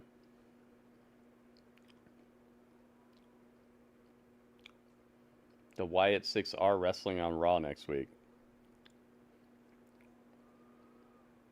Yeah, I don't want Will Ospreay in WWE, and I don't want MJF in WWE because they're gonna need half an hour a night to do the stuff that they do, and I don't want to see that for half an hour a night on SmackDown or any of this.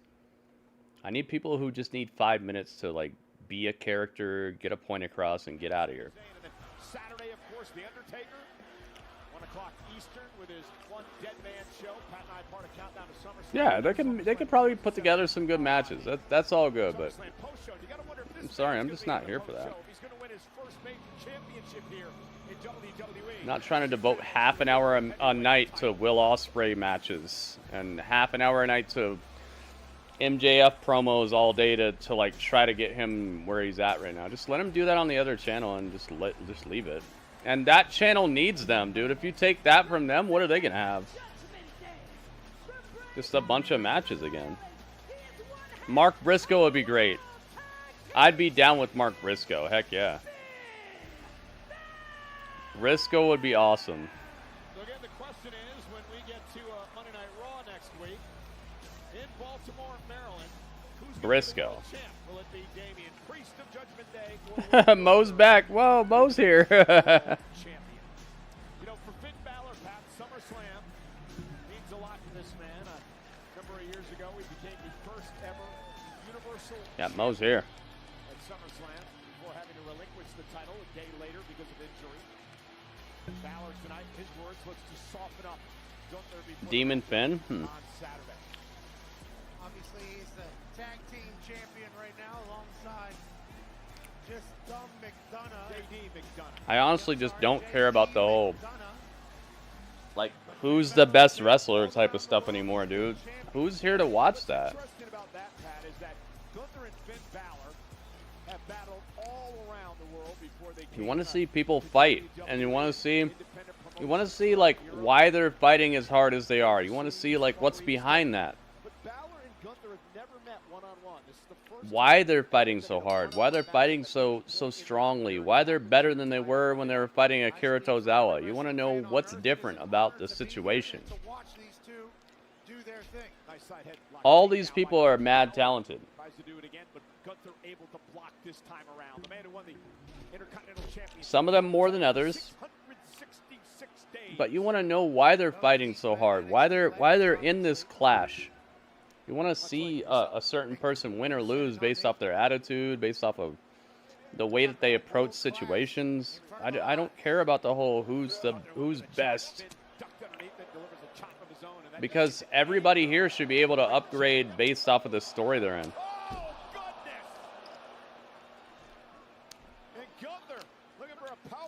Mo was in the Thunderdome. That was so awesome how many times Mo was in the Thunderdome. Gunther spiked Finn Balor like a beach volleyball in front of the Eiffel Tower. Balor with a kick right to the ribs. Now Finn Balor stomping away on Gunther. Cool to see someone get hit with the froggy bow. Heck yeah, man. Bring Mark Briscoe. That's somebody I would love to see in WWE. They could present him so well. And guess what? He's one of these people who doesn't need 30 minutes to do what they do.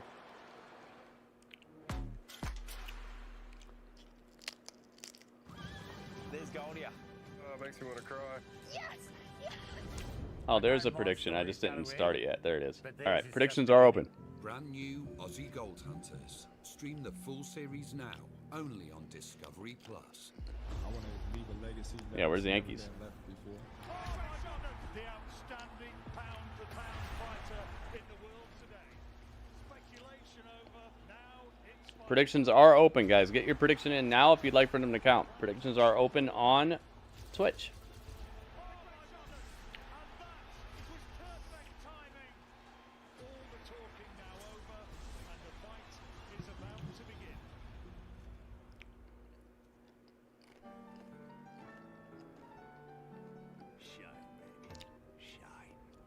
Something about erectile dysfunction at Newman.com. I ask all humanity now to rise up. You know who they are. Is that Nelson Mandela? The Mandela effect? The agitators, the big demonstrators. The ones who shout loudest, a sound that echoes in me. asking, is this how our world should be? Is everything fixed? Is everyone free? That's when I found I can't drown it out. Predictions are almost closed, guys. You hear it everywhere. So I add my voice and give whatever I can spare. Time, knowledge, and chip in here and there. Yeah, I'd rather have Briscoe than either of those other two. So that's my answer to your question. I wouldn't trade anybody. I wouldn't trade anybody because I know MJF, he's got to have a half an hour to do what he does, and Will Ospreay has to have a half an hour to do what he does, and I'm just not down with it. I don't want half of my show to be dedicated to them trying to like do something that anybody else can do in half the time. How's it going with the chairman? Good shot, Rupert. The snack is barbecue flavored chips. That's one of the snacks. We'll see what happens when we hit the movie though. Barbecue flavored chips. Yeah, Briscoe's awesome, and it takes him what, like 1 minute to get you hype? 1 minute to get you hype. 1 minute to get you invested in his character. 1 minute to find out that he's charismatic and it just feels real. He doesn't have to sit there and tell you about how he like almost killed his girlfriend and switched seats with her in a car, and he used to get bullied in school, and like he doesn't need to do all that, man. I would absolutely cop a Mark Briscoe over an MJF. And then on top of that, his in-ring style is very original.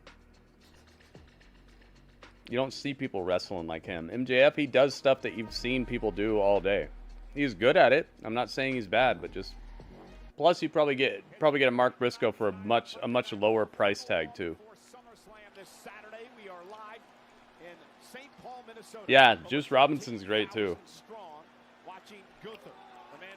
Hopefully you guys see what I'm talking about. Like, I'm not saying I wouldn't want an MJF. I'm not saying I wouldn't want a Will Ospreay, but just for my money, a Mark Briscoe would be a much better investment because he gets to the point a lot more. I don't have to spend half my show letting them do what they want to do to get over, and I'd probably save a couple $100,000 a year too. And he's just a lot more like personally meaningful to me. Like when he talks, I feel it more.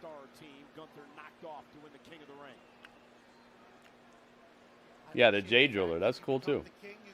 So overall, it's a good question, but that's my answer, dude. I'd rather have a Mark Briscoe than basically anybody in AEW right now.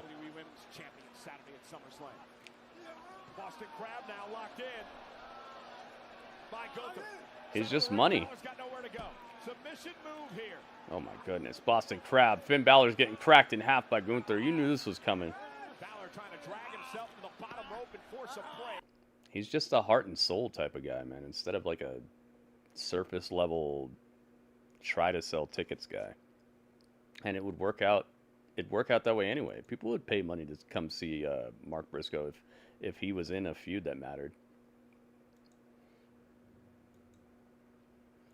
Where do I see Briscoe in 2 years? Hopefully here. Just a little wasted motion by hopefully on Monday Night Raw, man. Punish the opponent, wear them down.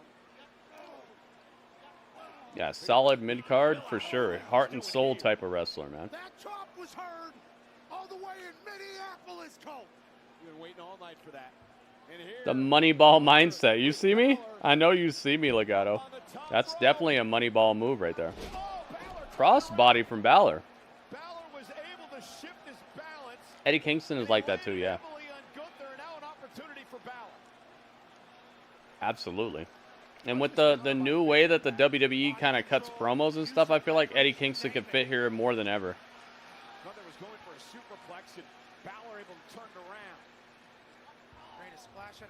But yeah, that's Moneyball moves right there, man. Would benefit all included, exactly. You kidding me? And WWE could actually start to break into that sort of like down south type of like territory fan again. It helped them to maybe turn around that attitude that WWE is all about, just like flash and showy and stuff like that. They could kind of break into the people who are just not really respecting WWE for being an actual wrestling company. Baszler, nice reversal. Oh, what a chop! And again into the sleep. Can you imagine, like, instead of doing the autograph signings like at Comic-Con, or not Comic-Con, but like at the convention and stuff, he's actually like at the barbecue cookout, like, hey man, what you eating here, huh? You know, like I can see it already, man. Thought he was out there, like Patty Pimblett had old buddy this weekend. Yeah, it's a good matchup. Baszler turns things around with an EDT. No, I'm not down with Sami Callihan, man. He could stay where he's at. Oh my goodness. Gunther crawls to the cover, hooks the leg now on Baszler and a kick out. Match here. Physical as it comes. Can you imagine how physical the match is going to be Saturday? Yeah, the crowd's like, ah. Gunther and Priest going at it. World Heavyweight Championship on the line. Priest with a chip on his shoulder. Something to prove. I don't think Sami Callihan would fit. Gunther called him and his Judgment Day brethren nothing but street trash. I think he's good where he's at, and if he's able to pay his bills and everything, I'm happy for him. World Heavyweight title in his mind. Just stay there. Kofi's talking that trash? Baszler, the wily veteran, as tough as they come, bringing the fight to Gunther now. Ooh, Gunther with an uppercut. Now lifting Baszler up, lands on his feet. Now Baszler looking to use his quickness. Sling blade. Sling blade, nice. We've seen this from Finn before. You think he's done? You think Dang, he's look at out? his chest. His upper chest. Oh my god. Into the sleeper. Baszler able to roll through, stop to the chest. Kofi better watch it. He didn't add him to the thread yet. Oh dang, you don't have Kofi on your thread yet? A veteran Finn Baszler with a double leg takedown and yet another stomp. Yeah, James Storm came through for a little bit. Not a whole lot. Each other. Reversing each other. Finn's chest one massive welt. The chops of Gunther in this matchup. Sirius XM, that thing is busted open. That's Gunther wrestling. And driving Gunther into the corner. Gunther's in the drop zone. Baszler realizes it. Baszler's got an opportunity. Gunther's in trouble. Baszler's going to climb up top. Finn Baszler from the top rope. Oh my goodness. No. Coup de grace is not there. Sleeper in a few different times for Finn. At what point is Finn just going to have to tap out? Your account got locked again? I wonder what's up with that. The deepest that Gunther's had it locked though. And Finn Baszler starting to fade, or at least it looked like he was. Now he's trying to make it back to a vertical base. St. Paul was powering him back up. Turns it around with a power bomb, stacks up Baszler. Shoulders down, Baszler. Ooh, Baszler kicks out. Entire body weight of Gunther was on top of Finn. Matt Seidel and Red Velvet saw my thread. Nice. Overpowering Baszler here. Said Finn's not losing to a sleeper? I wouldn't be so sure about that. Hang on. He's in there. Fading, center of the ring. Nowhere to go. Official Chad Patton right there. Baszler looking for one last rally perhaps. I was tweeting too much. Oh. It's back now though. Okay, good. Baszler trying to break the massive grip of Gunther. Gunther again just ragdolling Baszler. This might be a vision of things to come though. At some point you're gonna have to want. Gets out. Gunther's got See, I told you. I wouldn't speak too soon. Finn Baszler did lose to the sleeper. It's done. See, I told you. I wouldn't speak too soon. The King of the Ring, Gunther. Choked him. And look at Gunther now, once again locking in the, not even a sleeper, rear naked choke now. Baszler, who's barely moved, was just coming to when Gunther went back. I was wrong. I know, right? What? Consciousness made That's crazy. Body by just passing out, not being able to continue to fight. And that'll bring the world champ to the ring. Come Damian.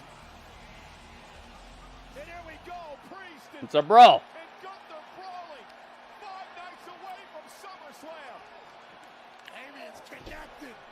Priest with a right hand. Gunther rolls out of the ring. And the brawl is underway again. These two men been beating the hell out of each other in recent weeks. Oh my goodness. Oh. And our champion was How three hours go by so fast? I know, right? comes out here and just Did I pay it out? throwing bombs at Gunther. I thought I paid it out. Gunther sent right over our announce table. I paid it out. Damian Priest is the world champion now, taking the fight to Gunther. Dang. Ground and pound. I did. Okay, thank you. I was like, wait, what? Stomping him on the table. Damian Priest.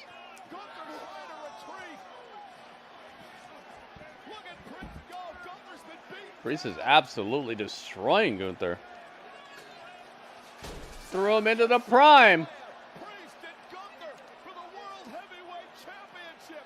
Something's gotta give. Run, jump, go, man. Dang, it's just a brawl and a half. A brawl and a half show. Brawl power.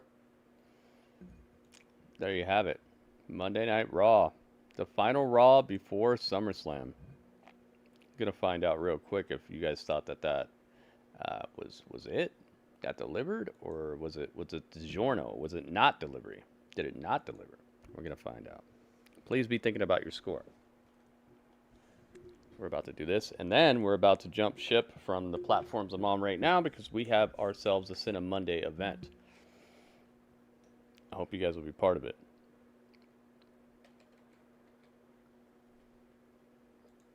So let me get this. Let's get over here. Let's get over here. There we go. Oh yeah, we got the song. It's time. You guys ready? It's time to have a little chat with Dudley.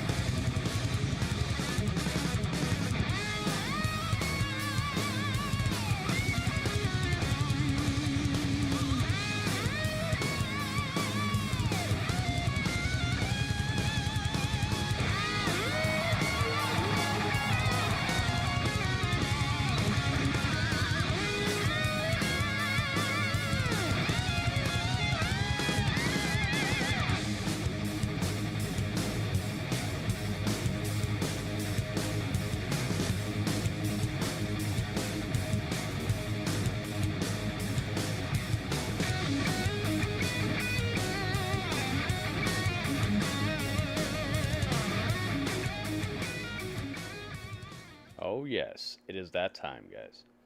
All right, I'm gonna try to get this done in a timely fashion because I want to see what happens on Raw Talk, and then I also want to get on to Cinema Monday, which is our once a month cinematic hangout where we watch a full movie together, and I show you the full movie on the screen. We react to it, we talk about it all throughout the movie, and we just have a fun hangout.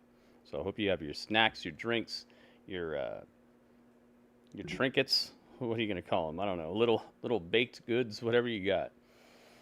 Because it's time, guys. Let's find out. What would you give this episode of Monday Night Raw out of 10? Oh, what's this? Hang on. Wait a minute. Oh my goodness. It's time for upgrades.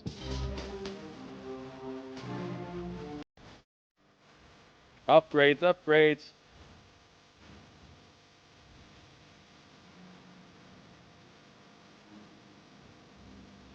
Oh my goodness. It's time, guys. Oh my goodness. This was the hookup. Mo with the alley-oop to Big Rude. My goodness, thank you so much. Thank you, Mo. How gracious of you. All right, so what I was saying is, I want to know what score you guys would give this episode of Monday Night Raw. This is the final Raw before SummerSlam, so keep that in mind. This is the one that's supposed to make you buy the pay-per-view or pay for Peacock or whatever. So I want to know. The highest score I will accept out of 10 is a 8.4 out of 10. The lowest score I will take is a 7.0 out of 10. So 7.0 would be the lowest out of 10. 8.4 is the highest. Anywhere between 7.0 and 8.4, you're golden. And guess what? You have until the end of this song to put your score in the chat. Let's do it.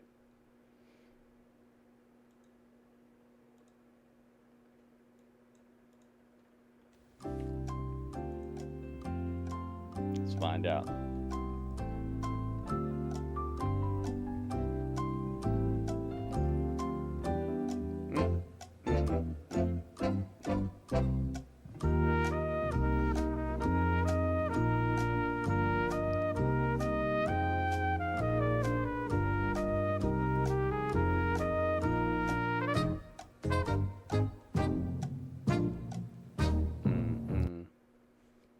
There you have it. All right, it's time. Let's do the math and let's find out what this episode of Monday Night Raw was comprised of. Strange says 7.6. I got you. Thank you, Strange. Carstero says 7.6. Seeing a early pattern thus far. Thank you, Carstero. Looks like there's a bunch of 7.6s, 7.7s. Excalibur says 7.75592. Okay, you got it. Thank you, Excalibur. Finish Viking says 7 point. Okay, there's the point. 7 5 7 6 5 6. Okay, you got it. Thank you, Finish Viking. Let's see here. Big Rude says 7.6. Thank you, Big Rude. RKO CJ says 7.5. Thank you, RKO. Ringmaster says, oh wait, Alice says 7.8. Thank you, Alice. Ringmaster says 8.0. Thank you, Ringmaster. Radio answered in the form of a question. Thank you, Radio. 7.75592. Oh yeah, you got it. Thank you, Radio. Mo says 7.9. Mo liked it a lot. Thank you, Mo. Let's see here. Anime says 7. What is 7.85592?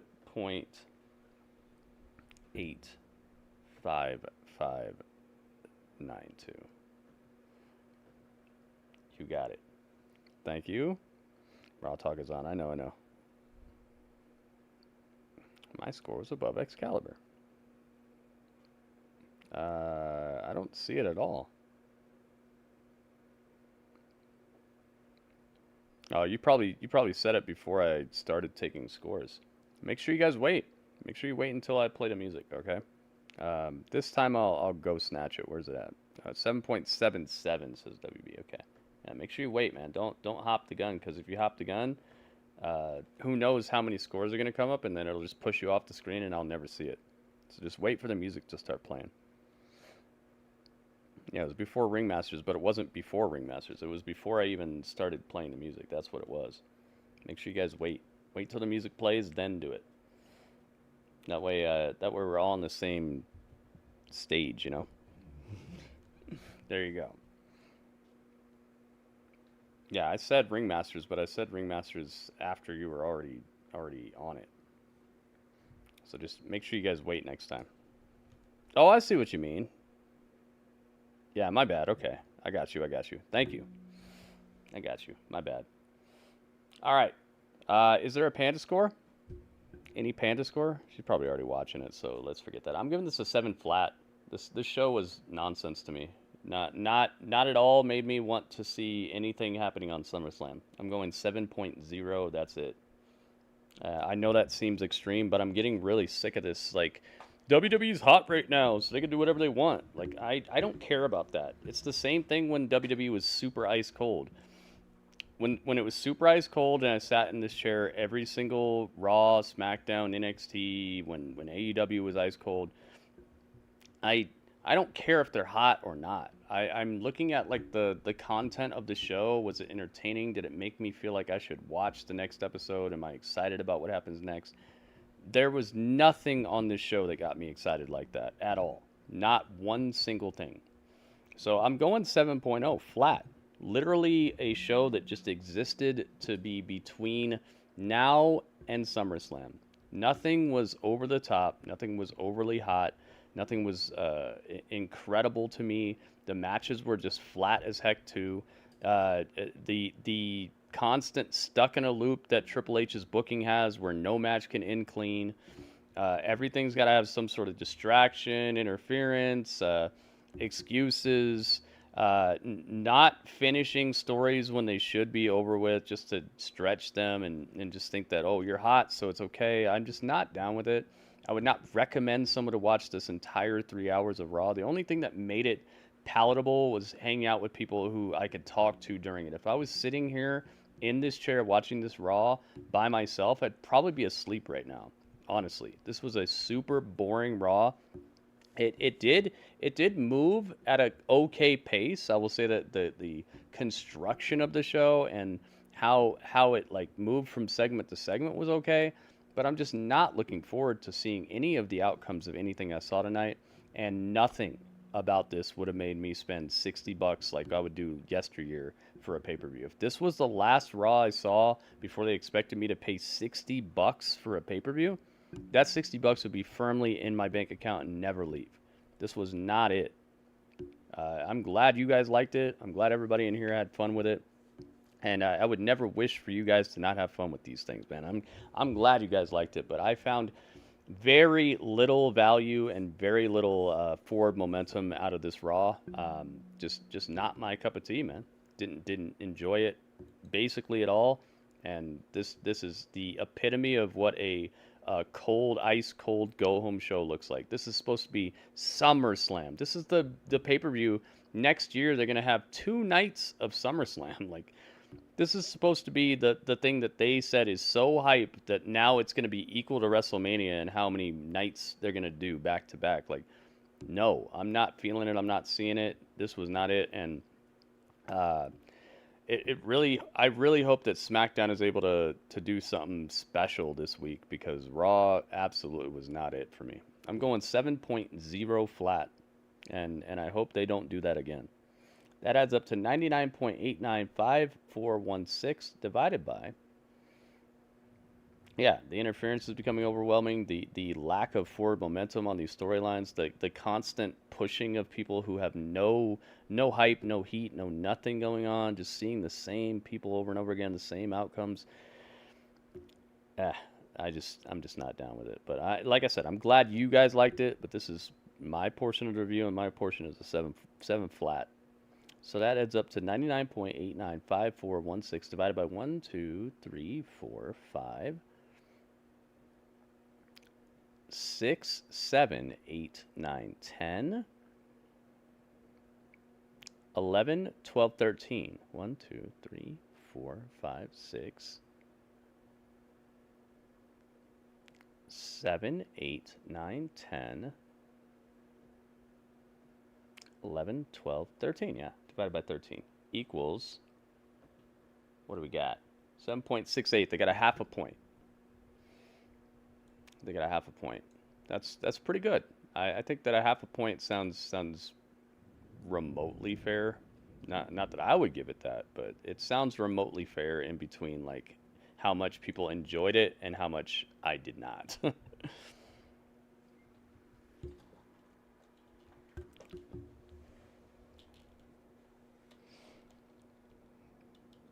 Yeah, I'm sorry, but well, I'm not sorry. I'm actually not sorry because they didn't do anything to grab me. It's just normal. This was just a very normal show and just not something that inspires any sort of money to come out of my pocket for a pay-per-view. And that's what a go-home show gets rated like for me.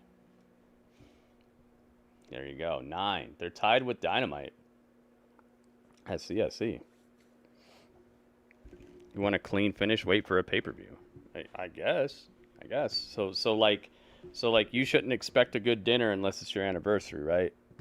You're married to a lady for 5 years, 10 years, and the only time she's gonna cook you a good meal is on your anniversary. That's the only time you should expect her to like treat you right. The only time she should be invested in the outcome of your evening is when it's your anniversary. I'm just not down with that, man. I appreciate if that's the way you look at things, but I'm sorry. I expect to be treated like a paying customer around the clock. But thank you guys so much for your scores. Make sure you stick around if you're on Twitch, and if you're on YouTube, the stream is about to end on YouTube. So get over to my Twitch. We're going to be doing Raw Talk, and then we're going to be doing a Cinema Monday Hangout, which is something that you probably don't know too much about, but I would say it's worth your while to come on and hang out. So I will see you guys there. If you're on Twitch, like I said, stick around because we're not done yet. But that was the chat.